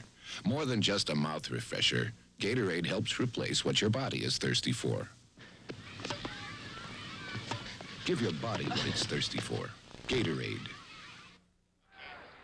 So Rick Kukalika has put himself in the scorebook for 1974, recovering Pat Ryan's fumble in the Tennessee end zone for a touchdown. The point was good by Brett White, and here we go with a 10-10 ball game as Paul Carruthers, number 32, is deep as a receiver along with number 21, Stanley Morgan. And here's White's kick. Scoots it on the ground. It's going to stay on the field of play all right. Nope, went out just at the 1-yard line. Looked like it was going to dribble right on down past the marker, but it went out of bounds, so that'll cost the Bruins 5, and they'll kick it from the 35. They're scoring in the ball game to bring you up to date if you've just joined us. Tennessee on a 74-yard pass run play from Condredge Holloway to Morgan for the opening touchdown. Then Townsend hit a 47-yard field goal as you look at the Tennessee offensive front. Then Brett White hit a 20-yard field goal for UCLA, closing the first half to make it a 10-3 ball game. And now here early in the third quarter, with 12:25 remaining in the third, Kukalika recovers Ryan's fumble. The kick is good, and we're even at 10. You're seeing a lot of pressure from here on this young Pat Ryan, the quarterback, who's filled in for Holloway and has done a good job for the most part, but he's under pressure now. He doesn't have the lead, and he's got to bring his team back here.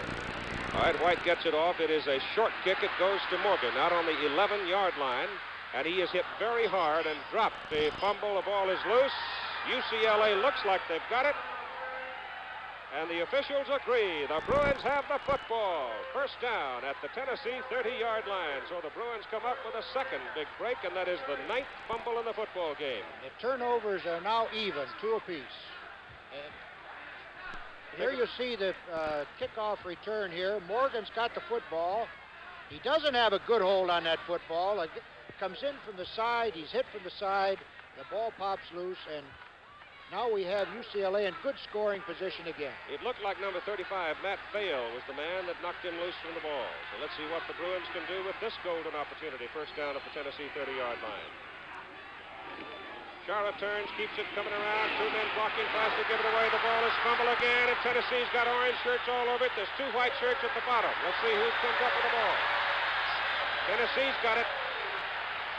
The Volunteers get the loose football. So Chara, getting clogged up in traffic, tried to make a pitch too late, and that has been the weakest part of his game. In all of the practice sessions, Dick Vermeil said that's where John is having his most trouble, is running wide.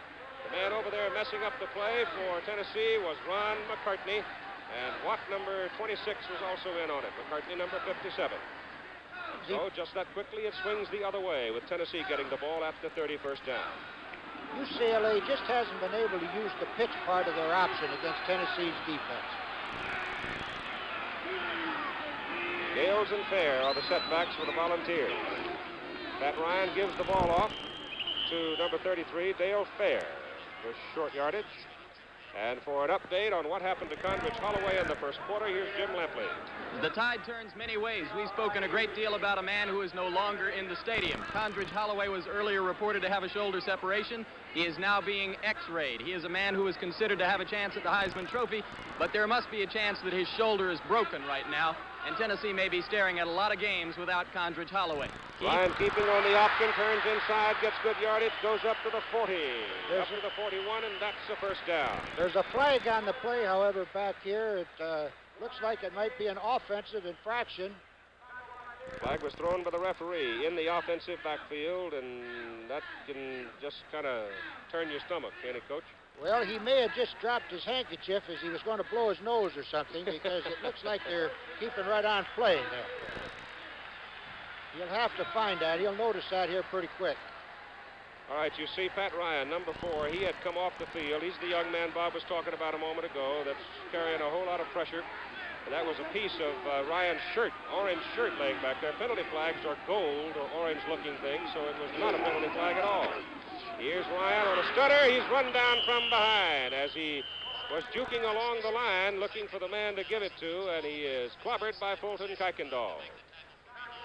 Fulton Kuykendall, number 93, who's played a fine defensive game, and here you'll see him coming up here to make the hit. It's great pursuit, and this is the kind of a thing that almost caused another fumble. See, he hits him right there, and that ball could have popped. All right, the ball is out on the 42-yard line, second down and 8 yards to go. Morgan is wide to the right side on second and long. Ryan stands to throw, has all day. Looks again, goes deep. Morgan is wide open for a moment, but now it's picked off by Kent Pierce. Morgan had gotten away from Pierce, but Kent dropped back and played the ball beautifully. The pass was a little underthrown, and the Bruins come up with the ball again. Now you'll see this play over again here, and you see Morgan get a break on the defensive man, but the pass was thrown too late. And when you throw the ball that far, it's very tough to keep ahead of your defense. Now see, he has to come back after it. The ball had been thrown about 2 yards farther, or had been thrown about a second sooner. It might have been a touchdown for Tennessee. Otherwise, now we have UCLA in their own end of the field. Choo-Choo Schumann is in the ball game in a running back position as Chara goes back to throw for UCLA, goes to the sidelines, has Anderson out there, overthrows him. Threw the ball way out of bounds. looked like the pattern might have been broken a little bit there. So they come back. The ball is at the 9-yard line where it'll be 2nd down and 10 for UCLA. Monday night at 9 Eastern Time. The national champions of 1973, the Fighting Irish of Notre Dame, will be in Atlanta against the Georgia Tech Ramblin' Wreck. And we'll be on the air over most of these ABC stations with it at 9 Eastern Time. And Darrell Royal, the head football coach at the University of Texas, will join us as our analyst and commentator. And we're looking down from the Goodyear blip as the Bruins come up and set with Shira handing the ball off to the first man. And the gain is out to about the 13-yard line. And it's number 24 getting up off the bottom of the stack, Charles. So they're looking at 3rd down. They've got to go to the 19. So call it 3rd down and 6. Do they go with the pass now deep in their own territory?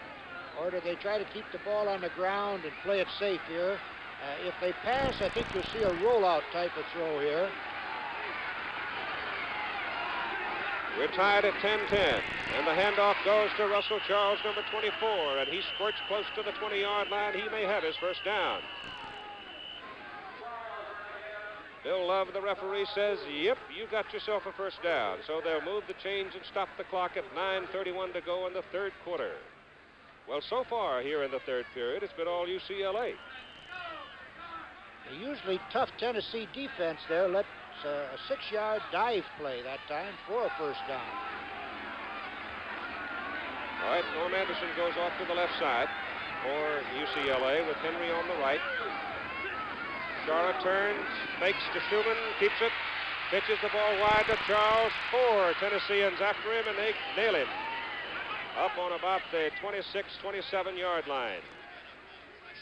Number 93 was the man who put the most pressure on him, Russ Williams. All right, here we see Russ Williams now in this play. Freshman. Starts over here. He comes around when he gets this pitch. The change at defensive right tackle for the Volunteers. 78, Joe Gallagher's in, replacing David Page, number 72.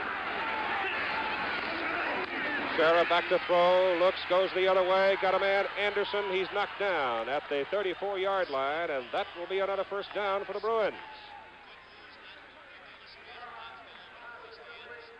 Right, Anderson does have the moves there. He runs a real fine pattern. He's difficult to stop. Watch how he squares out this pattern here. Comes down here, squares it out. He starts to turn in, squares it out, and a real good position. That was a well-thrown pass by Shira. The timing was good.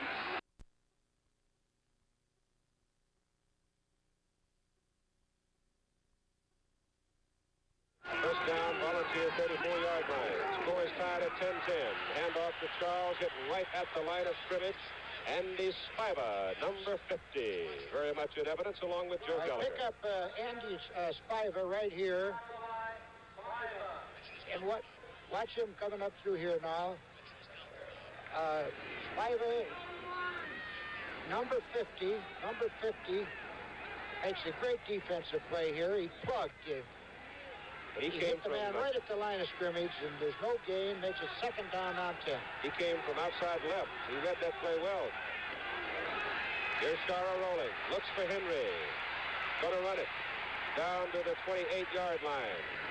And he is run down by Steve Poole, the middle linebacker from Oglethorpe, Georgia.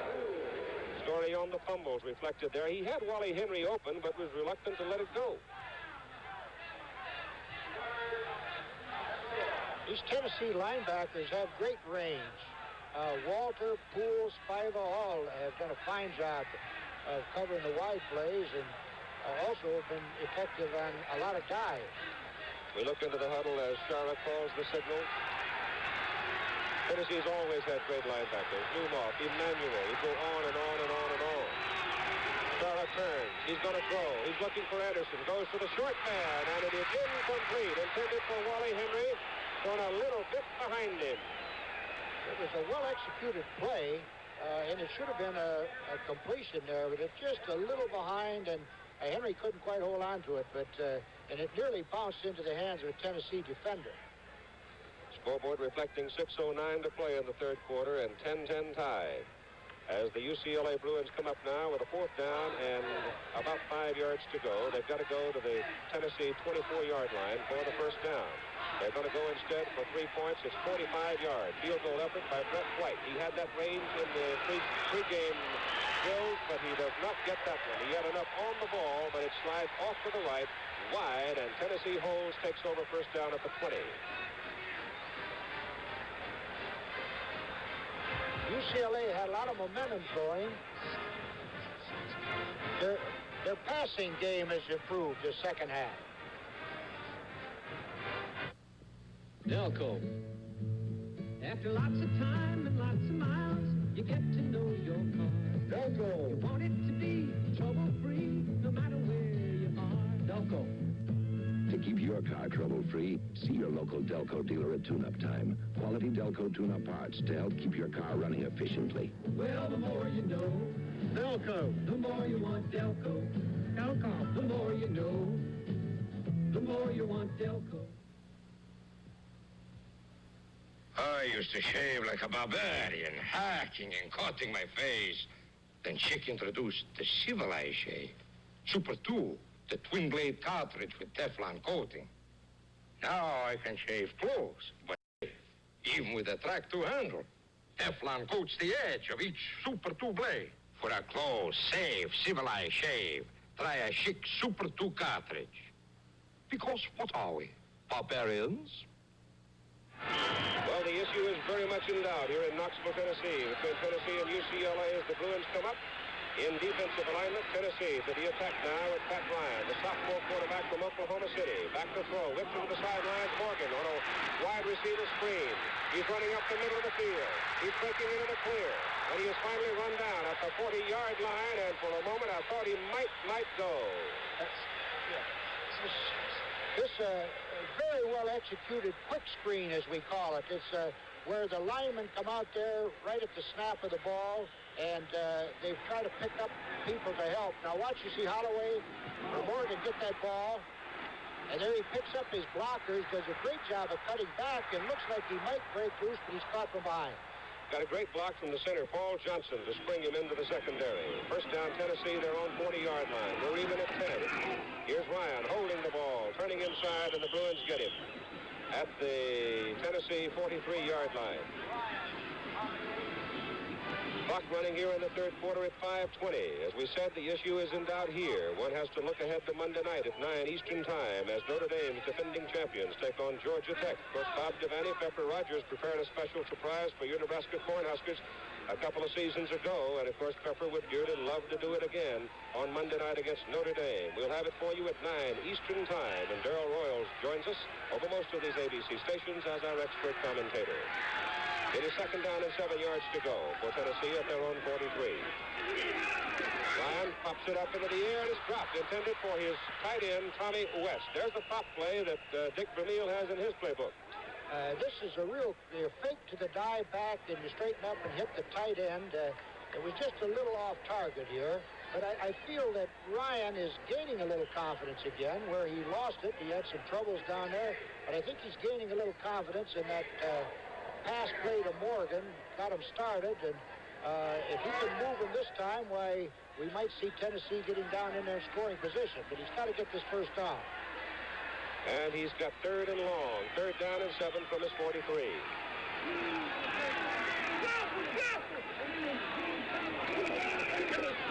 He's going to put it up. You heard the Bruins yell pass. He hits his man. He drilled him at the UCLA 46-yard line. He caught that ball in a crowd. It's a hook pass, and a real well-thrown ball. Okay, Tommy West, the tight end, comes up with a clutch grab for Tennessee with 4:35 to play in the 3rd quarter, and the Volunteers have it. 1st down at the UCLA 46-yard line. Steve Cohn, the offensive guard for the University of Tennessee, taken off the field. He's been shaken up.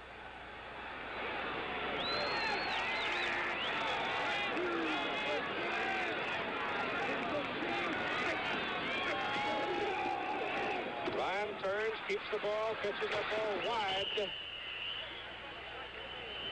And Dale Curry levels Eddie Lawson, number 24. On Cohn's injury, here's Jim Lampley. The injured player for Tennessee is offensive guard Steve Cohn. At first, it seemed it may be lightning striking twice in the same place. They worked on a shoulder for about 3 or 4 minutes, but Cohn is up. He's moving his arm around, and he doesn't appear to be seriously hurt. Keith? All right, Jim, it'll be second down for Tennessee now. The ball is at the UCLA 42-yard line. Second down and 6.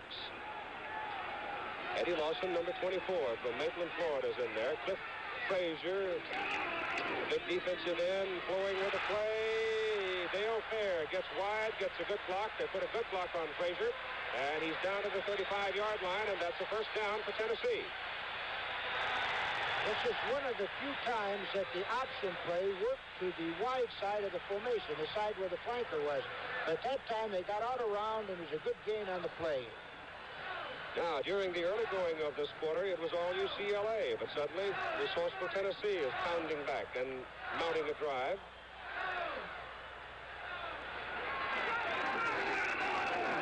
Ryan options again. Fumble! Tennessee, I believe, recovered. I think one of the offensive linemen caught it on the fly.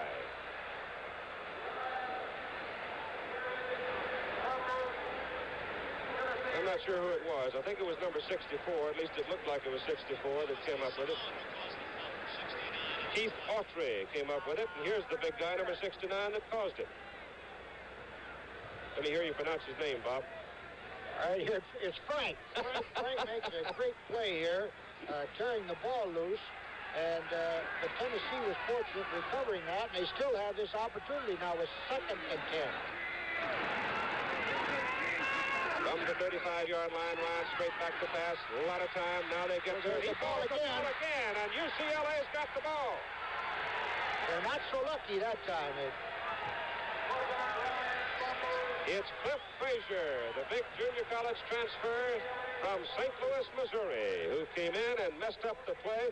And I noticed Ryan has carried that ball out there quite a bit from his body, and they're reaching in there, slapping it loose from him. So it turns over again. So you saw him, I'm sure, on our pregame program. As we've noted many times before, a guy this size can sing all he wants or read all the poetry he wants, but he can play football like that. 48-yard line, UCLA, first down, their own 48.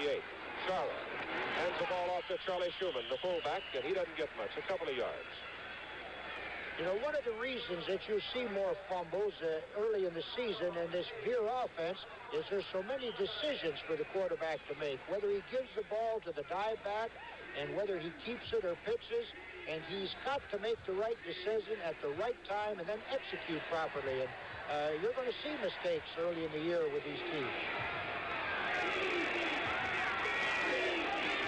Second down play goes into the middle on second down and 8, and there certainly isn't much room there. In fact, there's a loss on that play of about a half a yard.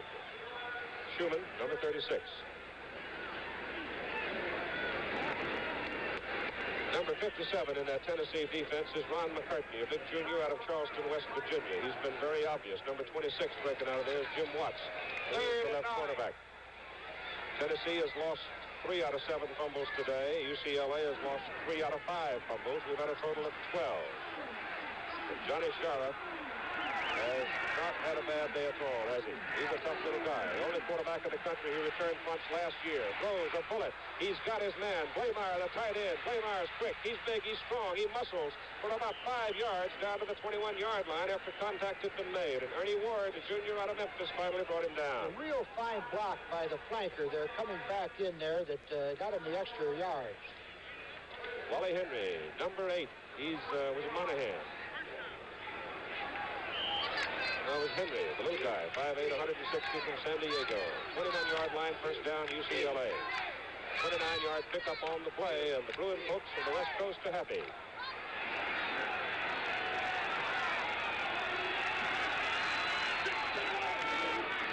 Linebackers were dogging. They guessed wrong as Shara rolls, and he's run out of bounds. That's the second time he's made hefty contact with that wire fence over the other side of the field, but not quite as hard that time. Look at that. Total that up. My arithmetic is not that advanced, but that's about a half a mile. Shira that time wisely chose to keep that ball. He gained about 4 yards on it. He's got possession, got him in good field position. He's in the 4-down area. Second down and a long 6. into the setbacks. Henry wide to the right, Anderson over to the left side. And Tennessee read to play right. And there isn't much room. Up in the stands, the UCLA folks. Let's find Don Tollefson. Yeah, I'm standing here with the parents of Cliff Frazier, UCLA's fine defensive tackle. Mr. Frazier, how do you think your son's doing so far today? Well, I think he's doing all right. He's been having a little problem with his back, but I think he'll be okay. Mrs. Frazier, you glad your son went to UCLA? Oh, very happy. Very happy about that. Dear, you started your son on his singing career, I understand. Is that right? Right from church. Did you think UCLA would come back today? I'm hoping that they will. In fact, I've got a great confidence that they're going to win this game. Dollar going to the air, throws. It is in and out of the hands of Playmeyer. His tight end. Sarah threw that ball very well. He drilled it. Mike Mock, number 10, is down. In fact, 2 volunteers are down on the play. Hard collision down there as Mock, number 10, is really shaken up. He's the free safety, and Jim Watts, number 26, who is the cornerback. And that pass was drilled right between them, and Playmeyer just simply couldn't hold it. So it's UCLA's ball. 4th down. The ball is just short of the 15-yard line, and time is out for attention to these players. Brett White figures to get the call here, the UCLA place kicker. He does all of the kicking for them. He carries 3 pairs of shoes when he's working around with the square toe and the regular toe and all that kind of stuff. So let's go back to the collision and see how it happened. Comments about Devaney. All right, here you see the pass play thrown right in between Watts there and Ward down there in the bottom of the screen. And there was a collision, and both players are being removed from the field, and this hurts UCLA, hurts Tennessee, because they're good defensive players. There's Condredge Holloway coming back into the stadium. He's been to the hospital, he's been x-rayed, and there is obviously nothing broken. So Holloway comes back in, but look at his colleagues, Jim Watts and Mike Mock are both being helped off the field. So now it is 4th down. Here's the kick by Brett White from the 22-yard line. It is no good. A 32-yard try on the field goal for UCLA, and all kinds of things are happening as Tennessee is able to hold UCLA and keep them from scoring. And the artful Dodger comes running into the stadium at the most propitious time. So let's see if that has some effect on the emotion of the Tennessee football team. And Holloway is going onto the field.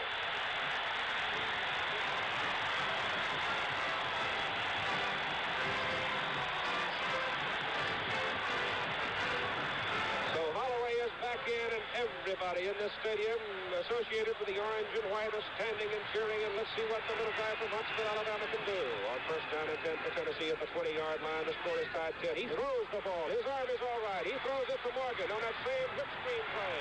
He's out to the 33-yard line for a 1st down. It's a great lift for Tennessee. It's the biggest psychological factor in the game. With Holloway returning after it had been pretty definite that he was through for the day, being in the hospital, and now he's back out of the hospital throwing that football. Larry Satterfield, number 65, big tackle from Maryville, Tennessee, threw a big block that time. Took 2 Bruins out of that play. Good for the 13 yards in the 1st down. We're even at 10-10 with the clock running down. The 3rd quarter's about gone. He does not get the play off. The 3rd quarter has expired here at Neyland Stadium in Knoxville, Tennessee, and it's been a dandy. The score, Tennessee 10. The UCLA Bruins 10, and we've got 15 minutes to go. Ryder rents trucks, all kinds of trucks. GMC tractors, trailers, refrigerated trucks, walk-ins, stakes, small Chevy vans. So if you need trucks for a day, a month, a year, over 2 seconds.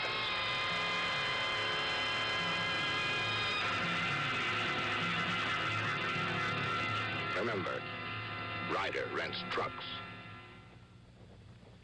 We asked some people on the street to explain compound interest. After you get a certain amount, then you get compound. You have another question? No, that's the only question. I wish you'd tell me instead of embarrassing me like this. Did I walk up and embarrass you? No. All right. Think of it, I'm not too sure. Compound interest can be confusing. It's really just interest on interest. In a savings account at your Savings and Loan Association, your return can be substantial. It's absolutely marvelous. Savages, starring Andy Griffith on the Wednesday Movie of the Week.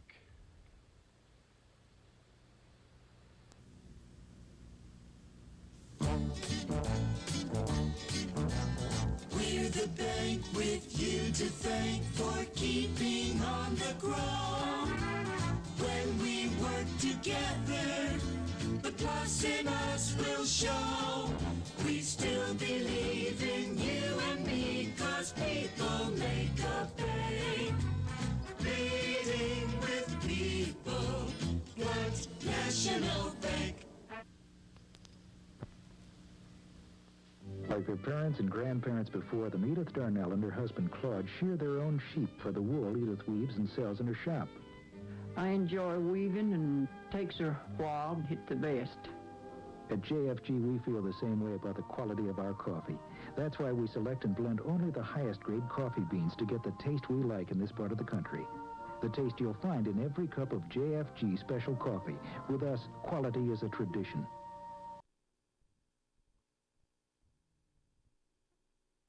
You're watching WTVK, Channel 26 in Knoxville, and we really appreciate it. Go from the Goodyear blimp as Tennessee comes up. First down at the 32-yard line. Condredge Holloway is back in the ball game. He left in the middle of the first quarter with an injured shoulder. He gets away from one man. He pitches drive to his tailback Gales. And he's run down for perhaps a yard lost by Herschel Ramsey, the safety for UCLA out of Pasadena, California. Along the front for Tennessee, Morgan, number 21, your wide receiver. Yes, 6'5" is Satterfield. Incidentally, on this play, Tennessee was given double coverage by UCLA on the corners there, and it made it difficult to run an option play. He just barely got his shirt tail loose there, didn't he? Yeah. That big Autry up there, Bob, is only a freshman, number 64. I've been watching him, and he's really played himself a fine football game. This was one that just happened.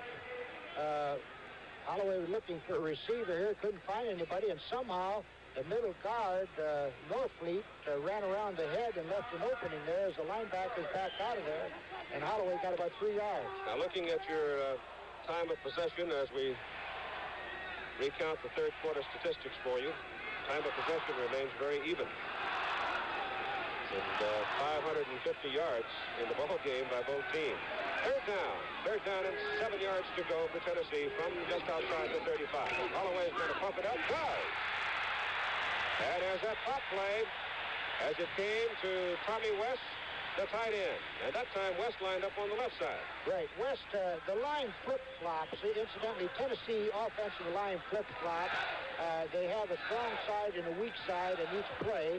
So sometimes the certain tackles are on one side, and the next time they'll line up on the other side. The same with the tight end and the flanker. All right, that gives Tennessee a first down up on the Volunteer 48-yard line. Take the fair. They throw it off to Morgan. It's a lateral pass, it looked to me like. Nope, they call it an incomplete pass. It's real close to a lateral pass, I tell you that. I'd like to see that one again, Coach. Yeah, that was mighty close. All right, what about the status of those two Tennessee backs that were shaken? Let's go to Jim. The more seriously injured of the two Tennessee defensive backs is Watts. He has a cheekbone injury, a cut. He may play, but he'll need another headgear. His helmet was apparently broken. Mock was shaken up, but he can play. Keith? Second down and 10 yards to go. 48-yard line, Tennessee. Double coverage again by UCLA. Give it to Gales, the tailback. Ramsey, number 1, led the tacklers for the Bruins. It's tough to run the pitch into that where UCLA has a defensive man right out on the wide receiver on both sides, and when they start the option play, he just stands there and waits for the pitch. I get the feeling, too, that number 90 in white for UCLA, that's Big Bob Crawford from Sylmar, California, has been getting a little bit tougher on that defensive right-end position over there. Perhaps beginning to pick up confidence and read a little better. Third down. And 8 yards to go. Holloway reverses his field, gets away in the backfield. Now he's dropped on the 45-yard line, and he is run down by Frank Manu Maleuna. Frank did a great job there, Keith. Did a great job, and this is one of the times when I know that coach kind of hates to see that quarterback scramble when he gives too much ground, as Holloway did there. All right, it's 4th down and a kick coming up by Quavo, and he hangs it nicely, and a fair catch is called for the UCLA Bruins back at the 19-yard line, 34 yards on the punt. Monday night at 9 Eastern Time from Grant Field in Atlanta, Georgia, Georgia Tech and Notre Dame.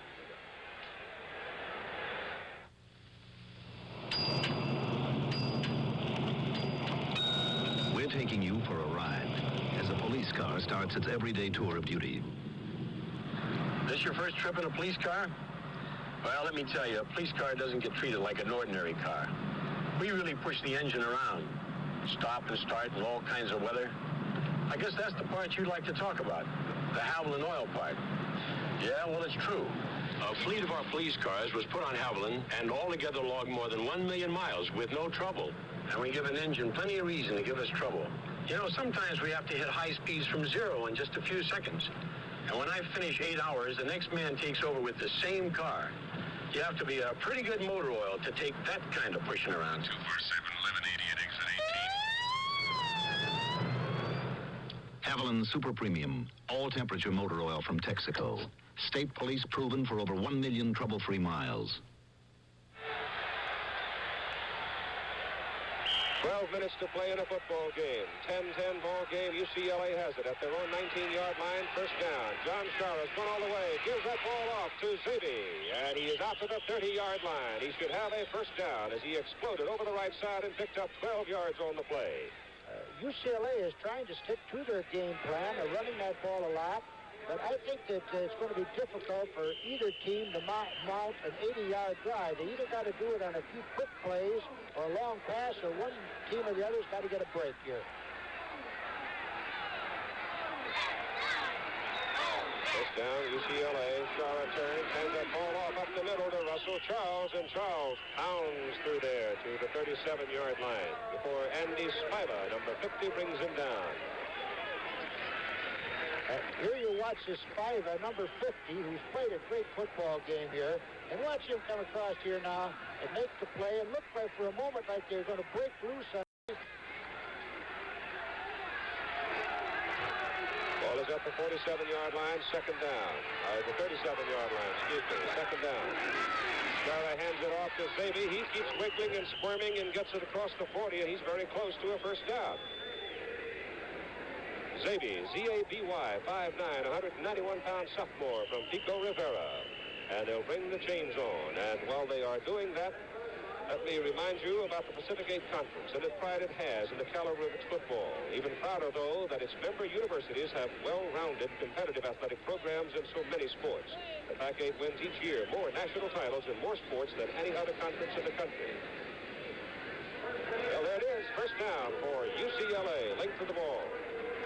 And there's 2 first downs in a row here now.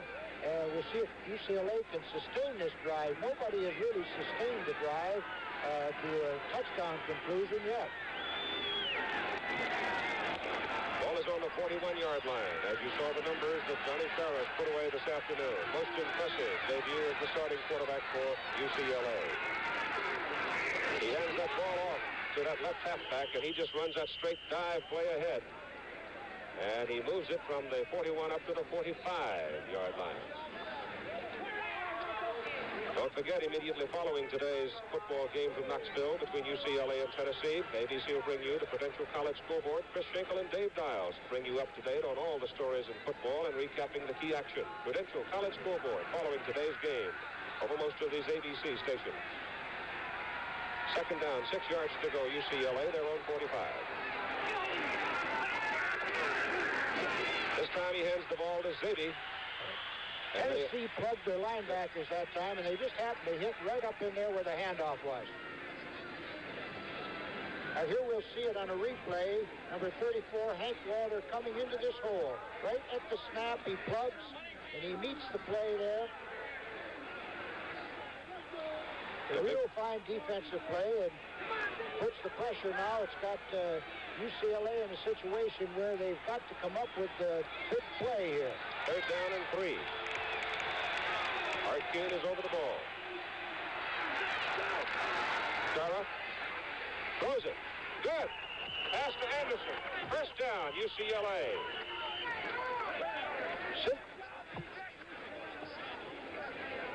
All right, now since the beginning of the second quarter, UCLA has been able to roll out and hit. Now you see him hitting Anderson in one of these rollouts here.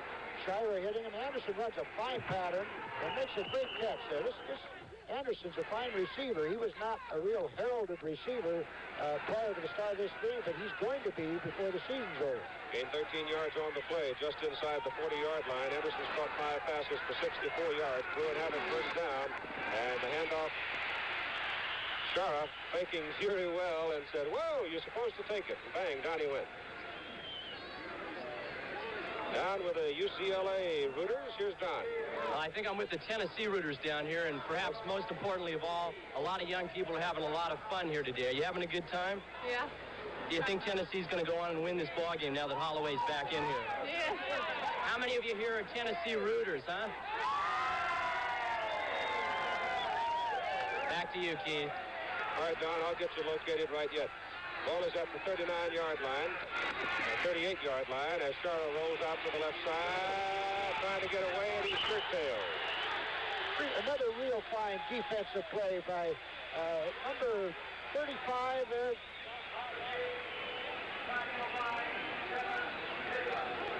Real fine defensive play. Good pursuit. So now looking to the field, it is 3rd down for the UCLA Bruins. The football is at the 38-yard line of Tennessee. They've got to go just inside the 30 to get a 1st down.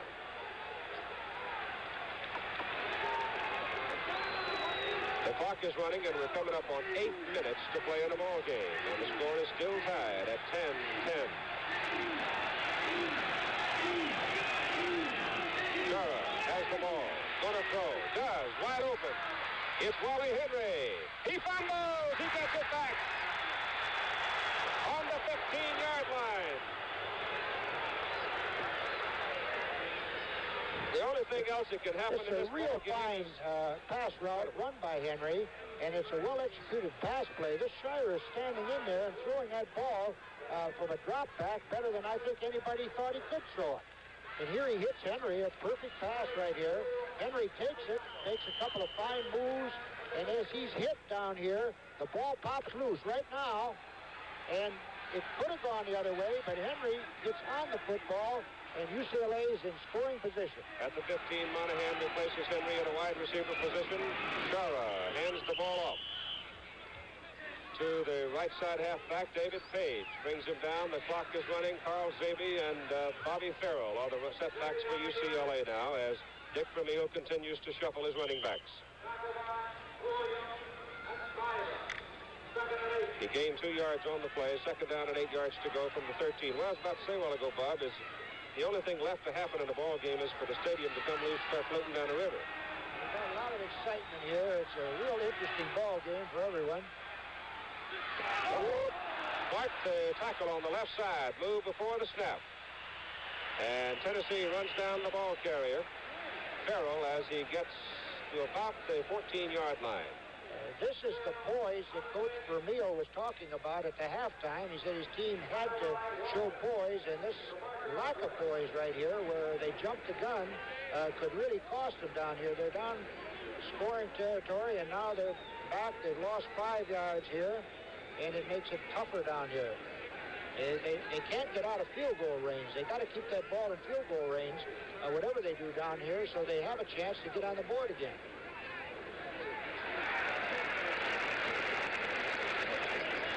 All right, Tennessee will take the play. They want to use up that down. And 300 yards now for John Shara. He's very much in the contest for the offensive player of the ball game, isn't he? Farrell, number 32. One of the setbacks for UCLA.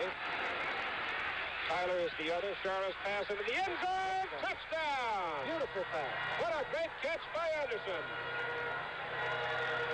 And so the UCLA Bruins start at the 19-yard line and take it down the field, and let's take another look at Anderson. This is a tough pass to catch, this slant-in pass. It's a real good pattern. He slants in, and it's perfectly thrown. He's hit right as he catches it, but holds on to the football. It was a great play by Shira and also by Anderson. You know, John Murdoch, number 27 for Tennessee, couldn't have played it better. He hit him just the right time, but a little low, I guess, maybe. Didn't separate him from the ball. Here's Brett White in for the extra point try as UCLA gets the lead. And White makes it a 17-10 ball game as the Bruins go 81 yards in 12 plays and a look again at the touchdown. All right, here you see Anderson cutting across. And he takes the pass. He's hit right there. Murdoch hits him. A great catch. We want to sell cars. You want to save money. It's that simple. Right now, many Chevy dealers are featuring year-end savings on 74 Vegas they have in stock. Vega, the sporty, economical little car that now makes more sense than ever. Chevrolet wants to sell cars. You want to save money.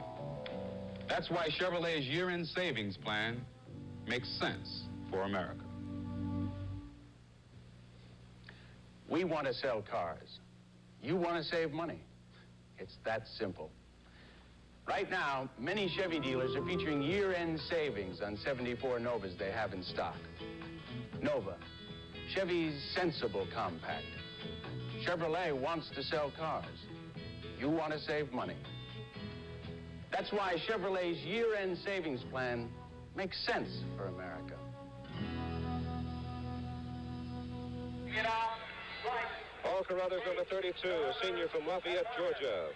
And number 21, Stanley Morgan, a sophomore from Easley, South Carolina, are the deep men for the Orange and White of Tennessee, trailing 17-10 as Brett White, number 34, will kick it off for UCLA with 6 minutes and 29 seconds to play in the football game.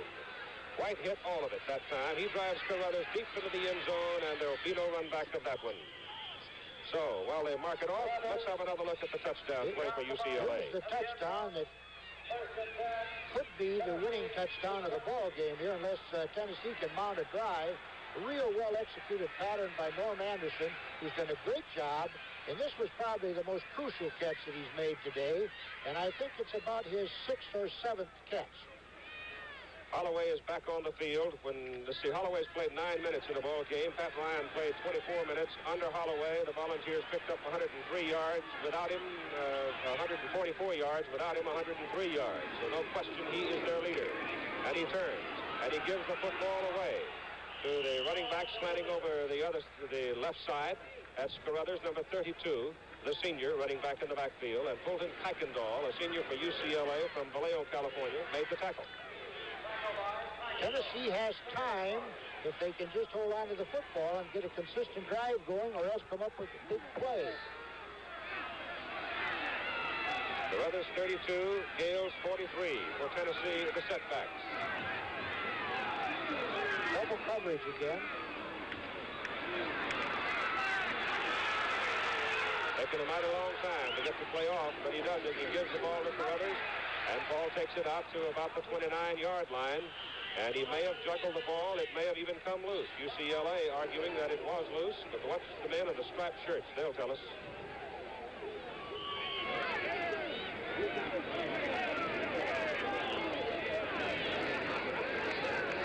That tells you all you need to know. It's 3rd down. Tennessee keeps the ball.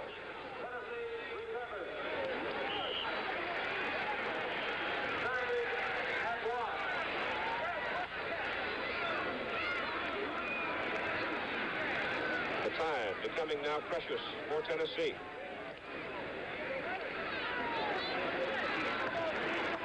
Morgan is back in the lineup replacing Siebert, the wide receiver for the ball. UCLA with 5 men up front. Holloway gets past the end, turns it up to the 35-yard line. And that's enough for a Tennessee first down. I would guess that play come in from the bench there. Instead of hitting into the line, he faked into the line, ran a very fine option play. And Cliff Frazier, number 76, hobbles off the field for UCLA.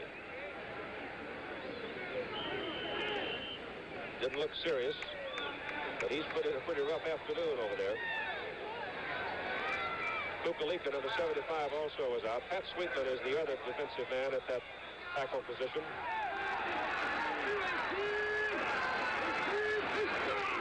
Here's Holloway back to throw, rolling, option on the first down play. He gets the ball away to the man coming out of the backfield. And Dale Fair, the fullback, is in UCLA country at the Bruins' 47-yard line. Dale Fair. Frank Maluunu. I'll get it right yet. He made the tackle along with John Donoski. And there was a well-executed rollout pass, and Holloway lofted the ball over a defender's head there and put it right into Fair's hands. All right, it's first down, Tennessee, as the Vols are trying to come back. With Fair and Gales behind, Holloway still has the ball. And number 69, Big Frank, is in to slow him up. And the Bruin defensive linebackers and backs came up. And there's Frazier on the bench, getting some treatment on what appears to be an ankle. Down by Settles. At Northley. Second down and 9 yards to go for Tennessee at the UCLA 46. Whatever it is that Cliff has is hurting him. It might be a cramp. That you can rub out, but it looked to me like they're working on the ankle. And now time is called by UCLA. So Condredge Holloway goes to the sidelines to talk to his coach, Bill Battle. We have 3 minutes and 34 seconds to play. UCLA 17, Tennessee 10. You've seen commercials about steel-belted radial tires giving better gas mileage than non-radial tires. Well, it's true. But the Goodyear Steel Guard radial gives better gas mileage and Goodyear's 5-guard protection. We'll show you what we mean. Goodyear Steel Guard radial tires have special decoupling grooves to help keep the tread firmly on the road. Sidewall stabilizers for positive steering response. Polyester court body to absorb shocks. Double steel belts give strength in the tread area. And the Goodyear Steel Guard radial has a computer-designed tread that really grips even when it's wet. So remember, when you're thinking about buying new tires, you can get better gas mileage and 5 guards to help protect you with the Steel Guard radial, only from Goodyear.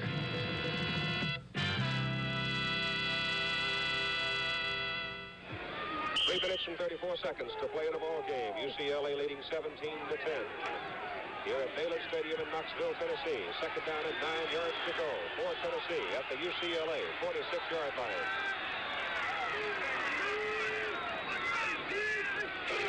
Holloway throws, pass incomplete, thrown behind the intended receiver. Holloway was going to his tight end that time. The wide receiver was covered very well there, the double coverage, and Holloway threw the ball behind the receiver. It might have been a completion, but he was pretty well covered. Along the defensive front now for UCLA, you've got Pat Sweetland, 67, Gene Settles, 59, at an inside linebacking position. Greg Norfleet's gone most of the way at the nose guard spot. Tom Waddell and Terry Tortolo are both in there, and the defensive right end is Big Bob Crawford on third down, and 9 yards to go. Holloway, he has daylight, but he throws the ball, and it is complete for Morgan. He's down on the 13-yard line, the 12-yard line. This was a great play by Morgan after he caught the ball. He was hit just about the time he caught it, and then he held on to the football. 32-yard completion, but it looks like Morgan's hurt down there now. He's down on the ground. He indeed is down. He may have just had the wind knocked out of him because he was really crunched by a couple of Bruins when they suddenly realized they had been had. Nat Bale was the man who really laid it on him. You know, I think that if Tennessee can score here, and they're moving that ball real well now, you're going to have the decision by the coach whether to go for the 2 or not, for the 2 points. 820. There's a better way. Get Texas Instruments 2500 calculator. It instantly adds, subtracts, multiplies, divides, automatically puts the decimal points where they belong, has a constant to simplify repetitive calculations, and you can afford it, so you'll always have the right answers right away. Texas Instruments, dependable quality calculators for home, school, business, science, you. There are those times that call for nothing less than a Tipperillo.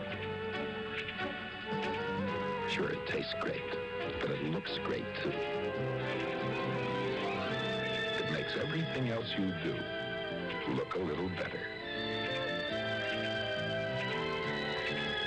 Tipperillo. It makes everything else you do look a little better. 3 minutes and 19 seconds to play in a ball game. Tennessee first down on the UCLA 12-yard line. Morgan came off the field under his own power. Wobbling some, but he made it. Holloway on a roll to the right. He has blocking. He's got his head down and headed for 6. He's in there!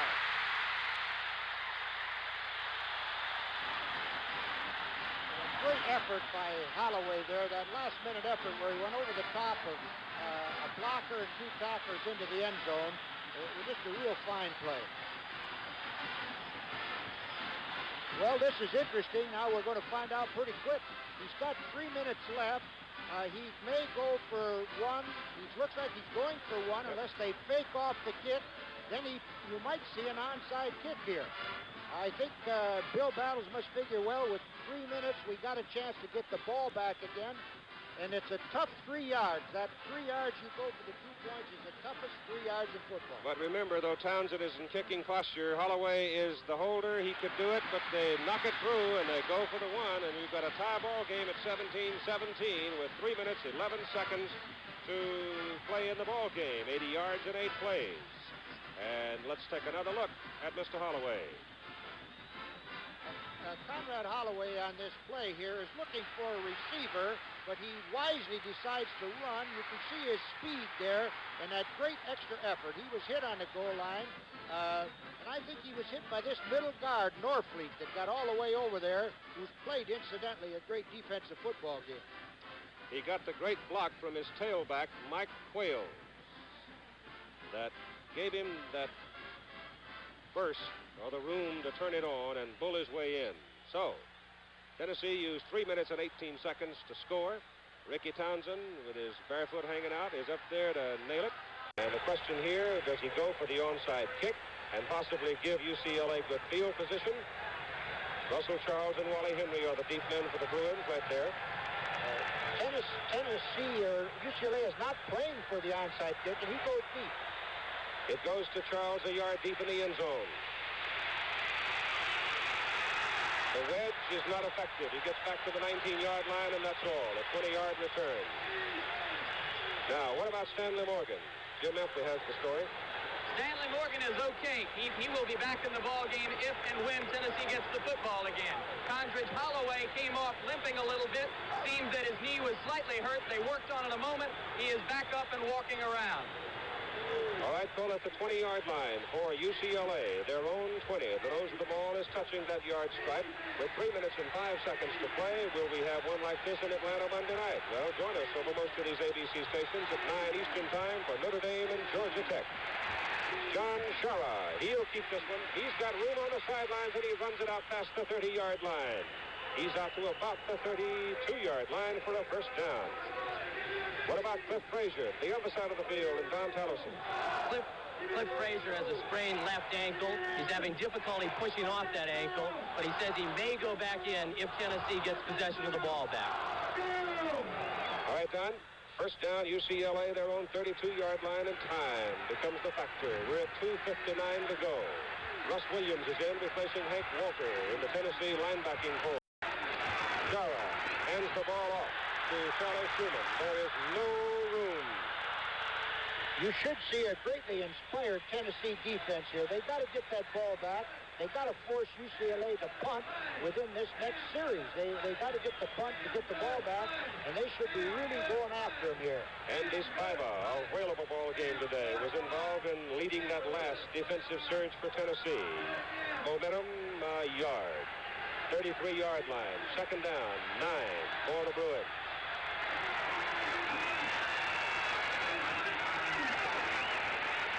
Dara.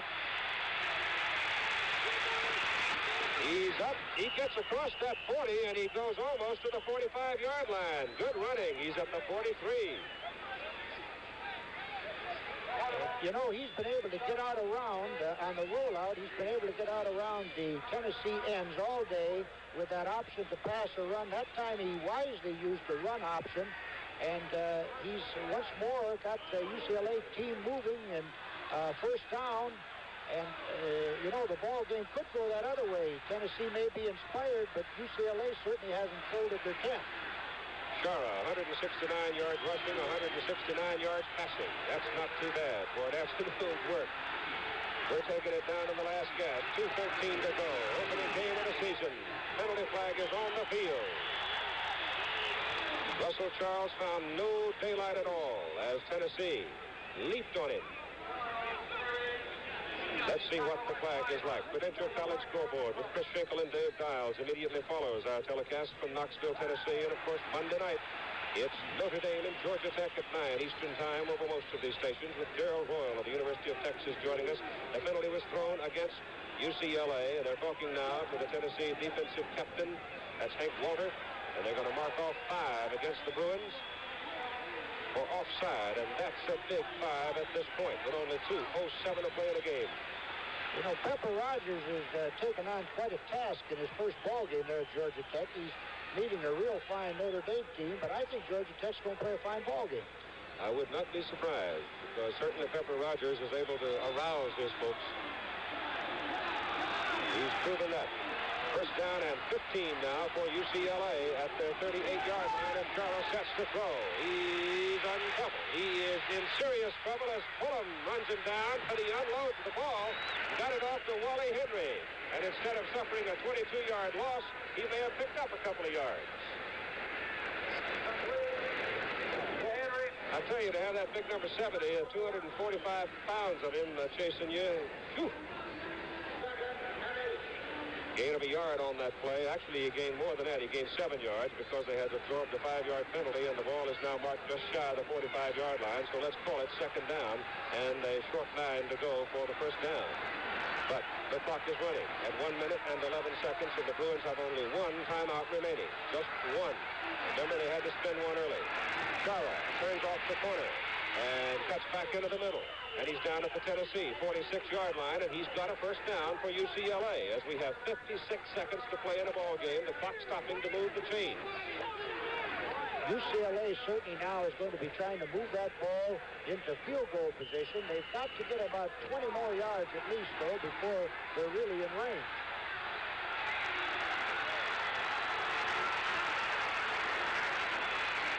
Pass to the sidelines is complete to Henry. This was one that stops the clock. Keep it going down the sideline, and of course time only 43 seconds remaining. And the offensive player in today's ball game, defensive player, we'll announce for you in just a moment. The respective universities receiving $1,000 scholarship donation from Chevrolet for their general scholarship fund. It does not go to the athlete, but goes rather to the scholarship fund. Now with 43 seconds to play. It's second down and 3 yards to go. As Shara throws to the sidelines again, and the pass is caught by Anderson for a first down at the Tennessee 33-yard line. And they only used a couple of ticks on the clock for that one. 38 seconds. 38 seconds to play in a ball game, and the man loosening up and facing the sidelines is Brett White, number 34, the place kicker for UCLA. About 2 more passes like that, and they're going to be in field goal range. And those kind of passes are only taking about 4 or 5 seconds to get off and complete. So UCLA can move that ball. I think Tennessee may have to play them a little tighter on that outside. All right, Henry to the left, Anderson to the right. Here's Shara rolling. The clock in motion again. Gets away from one man, gets away from two. He's got to get rid of the ball. He's given up a lot of territory. He throws it down the sidelines, and it is incomplete. And he gets no flag. Oh, he does too. Yes, he does. They call him for intentional grounding of the ball. Now, the man standing right down here on the sidelines didn't throw the flag. The referee, I believe it was, way back upfield. This is very, very seldom called when you have an offensive or a defensive man in position to catch the ball. And there were both an offensive and a defensive man in position, but the referee must have ruled that he really was just throwing it away. It's a tough call. It also is loss of down. Remember that.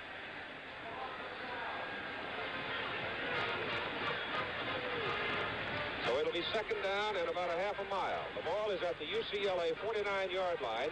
They have to go to the Tennessee 23 for a first down. So it's second and 28. They've almost got to go deep this time in the hopes of getting a completion or an interference call to get that ball in field goal range. 27 seconds to play. 27 seconds. 17-17 tie. And what a way to start a college football season. Charlotte stands. He throws. It is incomplete. There's a pass interference. Holding on the intended receiver. So that'll give them a first down at the Tennessee 43-yard line as Tennessee held the intended receiver Anderson. This play is definitely an interference play. He just grabbed a hold of him as he come back across there. There you see the time remaining, 22 seconds. Take a look at the interference call here. Here you see play Anderson starting out here. He breaks across here, and there you see him being hit by the cornerback and knocked down, in fact. All right, his first down, UCLA at the Tennessee 43-yard line. Sarah back to throw. Has time. Gets it off over the middle to Vermeil. He's got it there at the 23-yard line. It's another UCLA first down, and now Tennessee is in trouble with 14 seconds to play in a ball game. UCLA picks up 19 yards as Charlotte goes to Vermeil. It's a real fine route by Vermeil, and he catches his ball here. It's in a crowd. There he goes. He grabs it. Real fine throw, too. Shire made another great pass. He's done a great job throwing that ball. So with only 14 seconds to play in a ball game, do you tee it up here and let your place kicker go for it? Do you run a couple of more plays? UCLA, of course. Terry, do they have a timeout remaining? They just spin it. That's all there is. They have no more times out. They've either got to throw it or kick the field goal. They got to throw one more, or else they got to kick the field goal. There's White right there, the blonde youngster in the huddle with UCLA. He is 1 for 3 in his field goal tries. He hit one from 20 yards at the conclusion of the first half. So with about a 37-yard field goal here if he makes it. That'll be about 37 yards. With no timeouts remaining and only 14 seconds left to play in a ball game, Dick Vermeil is not going to gamble. It'll be a 40-yard field goal, or pretty close to 40-yard field goal here. He's going to put it down about on the 39-yard line. So, Brett White, who does all the kicking for the UCLA Bruins. Brett White, 205-pound junior, 19 years of age, from Huntington Beach, California, has right now walked into taste perhaps the greatest pressure of his young life. You know, UCLA broke our Nebraska winning streak at 23 games with a field goal right in the last part of the game from almost the same angle. A fellow by the name of Herrera, I believe, kicked that field goal. Ephraim Herrera. And it was just about the same angle. It might not have been quite as far. So there's Bill Battle.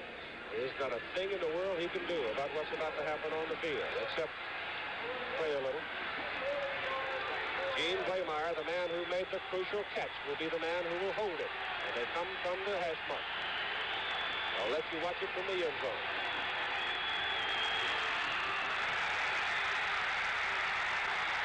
He missed it.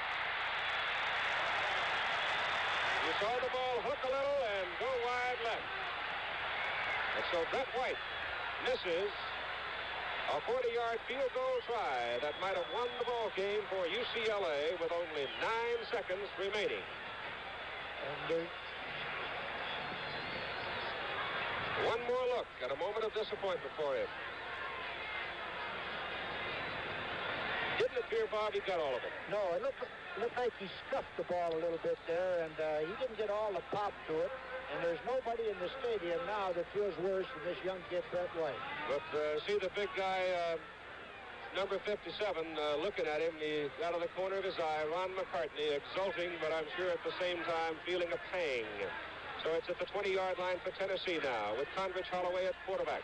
and 9 seconds remaining to play in the football game. Holloway on a bad ankle, hobbling around, a sore arm. He throws. The pass is completed to number 81, Tom Fitzpatrick, up on the 34-yard line, and Tennessee calls a timeout. Time on the scoreboard, however, has run out.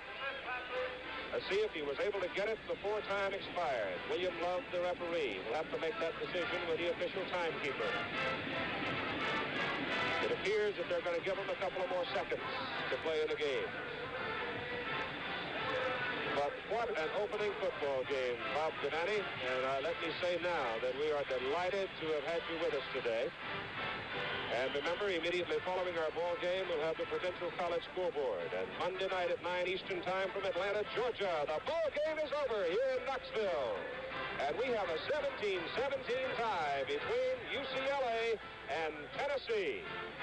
And Monday night at 9 Eastern Time over most of these ABC stations, we'll watch Notre Dame and Georgia Tech tee it up. And that one should be just as good as this one. And I don't recall ever seeing a better opening football game, Bob Devaney. It had everything in the world in it. It had bad luck. It had good luck. It had excitement. It had great plays. It had bad plays. It had its heroes. It had its ghosts. We'll be right back.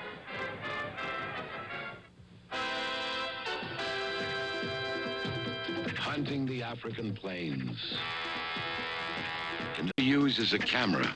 But that's how you make your living, so you do what the job calls for.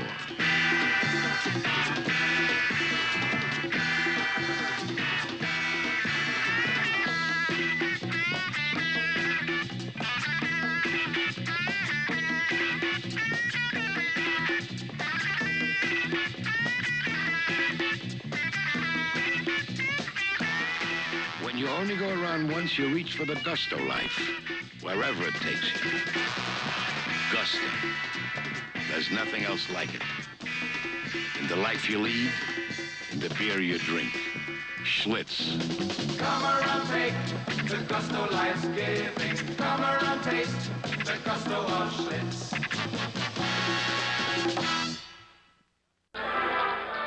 The offensive player of the football game, UCLA quarterback John Shara, had a great day. Defensive player of the ball game, linebacker Andy Spiva of Tennessee. And the university's General Scholarship Fund will receive $1,000 from Chevrolet. Once again, the final score, UCLA 17, Tennessee 17. Statistician today, Terry O'Neill. Our spotter, Jerry Klein. Coming up next, Prudential College scoreboard. Keith Jackson along with Bob Devaney, Jim Lampley, and Don Tollefson saying so long from Knoxville, Tennessee. Lip provided by the Goodyear Tire and Rubber Company. Travel arrangements made through, promotional fee paid by United Airlines. There is a new spirit, a new look in the friendly skies. Catch the spirit of friendship service. The preceding a presentation of ABC Sports, recognized around the world as the leader in sports television. Georgia Tech plays Notre Dame on NCAA football Monday night on ABC.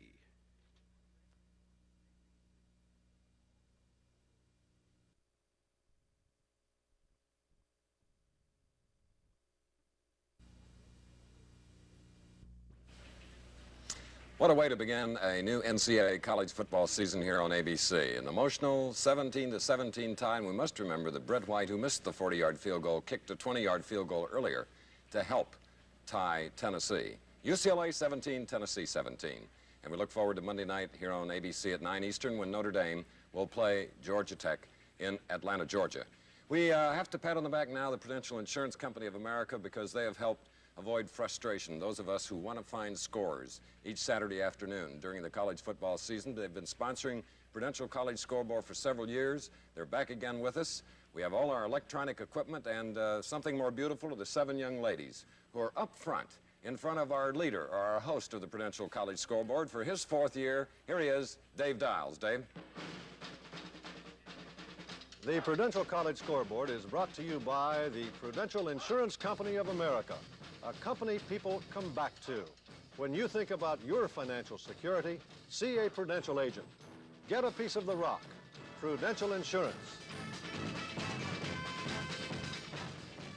Thank you, Chris, and good afternoon, everyone. Well, Oregon State and Syracuse, 2 of the have-not teams of last year. As a matter of fact, Syracuse's record last year was its worst in 25 years. Ben Schwartzwalder quit as coach. A new man took over. His name, Frank Maloney, from Bo Schembechler's staff at Michigan, starting to play just like Michigan. Syracuse 23, Oregon State 15. Syracuse trailing 7-0 at the half. Jackson State playing Morgan State, a close one. Morgan State the winner by a score of 10-6. The only conference game of this afternoon in college football, in the Atlantic Coast Conference, North Carolina State, the defending ACC champion, defeated Wake Forest by a score of 33-15. Wake Forest with a couple of gallant goal line stands in the first half, but the Deacons wore out in the second. And a game you just saw here on ABC. Fine opening for the college football season, UCLA and Tennessee in a 17-17 tie. You know, when Fran Kersey coached down at Tampa, he's now at Kentucky, he brought big-time football to Tampa, developed a winning tradition. Well, that winning tradition continues even though Fran is up at Kentucky now. Today, it was Tampa 28 and Chattanooga no score as quarterback Fred Solomon ran for a couple and passed for another. Villanova leading Richmond 13-0 until the late minutes. Richmond Spiders coming back for a 14-13 victory.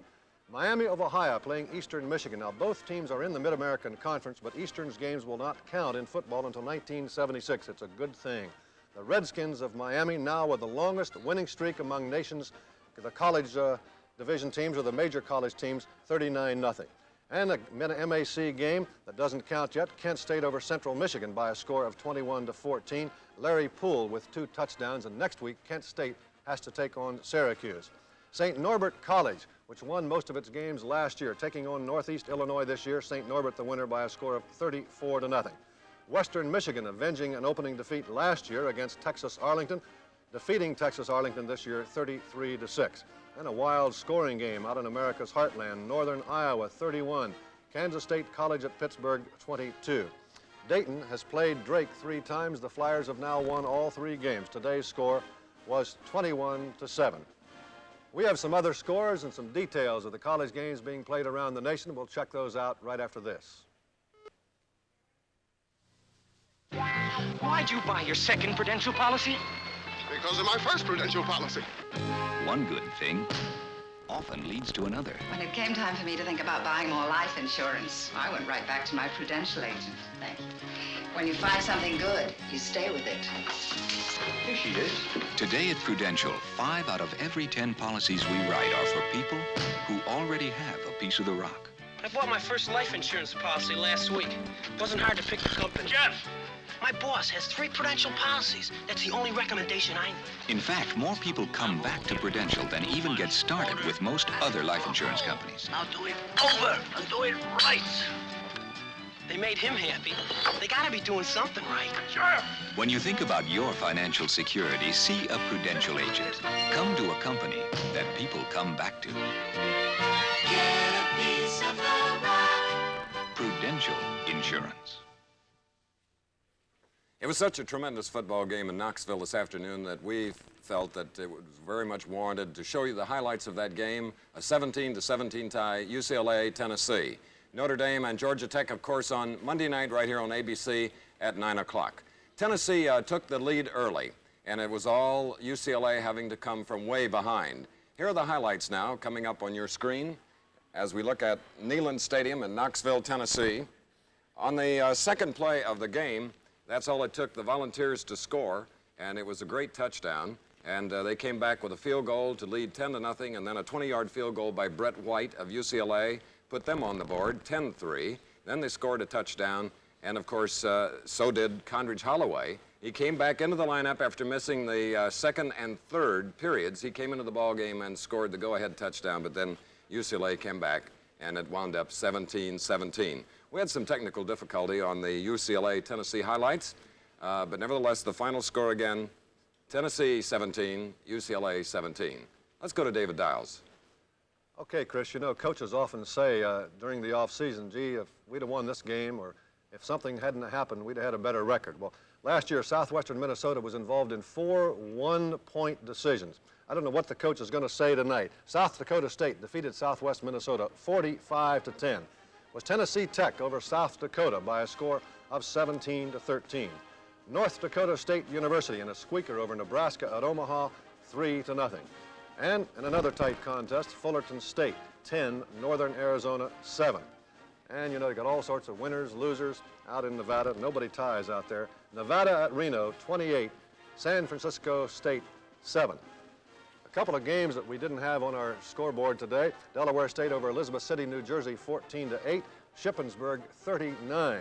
West Virginia State, 18. Federal City was defeated by Fayetteville, 13-2. We'll have more scores and more highlights right after this message. Where's the couch go? Well, it's your house. Opposite the fireplace. Thanks, hon. Got a family? Got a big house. Got a nice big mortgage? Yeah? Got to protect it. What do you mean? With a piece of the rock. Prudential life insurance? What are you, my father-in-law? No, it's helping me take care of things. You, Ernie? Sure, I've got a couple of pieces of the... Charlie, you? 3. Saw my Prudential agent yesterday. Billy? A piece of the rock? We just got another one. If it weren't good, would we keep going back? Today at Prudential, 5 out of every 10 policies we write are for people who already have a piece of the rock. In fact, more people come back to Prudential for another piece of the rock than ever get started with most other life insurance companies. Why don't you take a little advice? Joe, why don't you take the other end? When you think about your financial security, see a Prudential agent. Come to a company that people come back to. Get a piece of the rock. Prudential Insurance. Okay, in the World Series of Golf at the Firestone Country Club in Akron, Ohio, the man that will be inducted into the Hall of Fame in Pinehurst on Wednesday, Gary Player, has taken the first-round lead to 67, Trevino 70, Bobby Nichols 71, and the Open champion Hale Irwin 76. Back to football, Dave Dials. Chris, if we ever shot 67 at Firestone, that would mean we played only about 14 holes. Reminder, there will be 2 games that will have to be made up later in the season because Hurricane Carmen, as you know, has gone ashore at the Gulf Coast. Mississippi and Tulane were to play tonight at New Orleans. That game has been set back probably until November the 30th. And Arkansas State was to play Southwestern Louisiana. That game has been called off and no date has been set if they try to get it rescheduled. The Prudential College Scoreboard has been brought to you by the Prudential Insurance Company and been produced by John Martin. Directed by Jim Jeanette. Technical Director Bob Bernthal. Associate Producer Bob Goodrich. Associate Directors Norm Samet and Carol Letty. Don't forget, Monday night, Notre Dame and Georgia Tech at 9 Eastern Time, and then on Saturday, ABC's Wide World of Sports featuring the Southern 500 stock car race and other exciting events. The Prudential College Scoreboard has been brought to you by the Prudential Insurance Company of America, a company that people come back to. When you think about your financial security, see a Prudential agent. Get a piece of the rock. Prudential Insurance. This has been an ABC Sports presentation. A primetime sports special when the tough fighting Irish of Notre Dame face the Yellow Jackets of Georgia Tech on NCAA football. Keith Jackson and noted coach Darrell Royal provide all the commentary. Monday night at 9, 8 Central, and 6 Pacific here on ABC.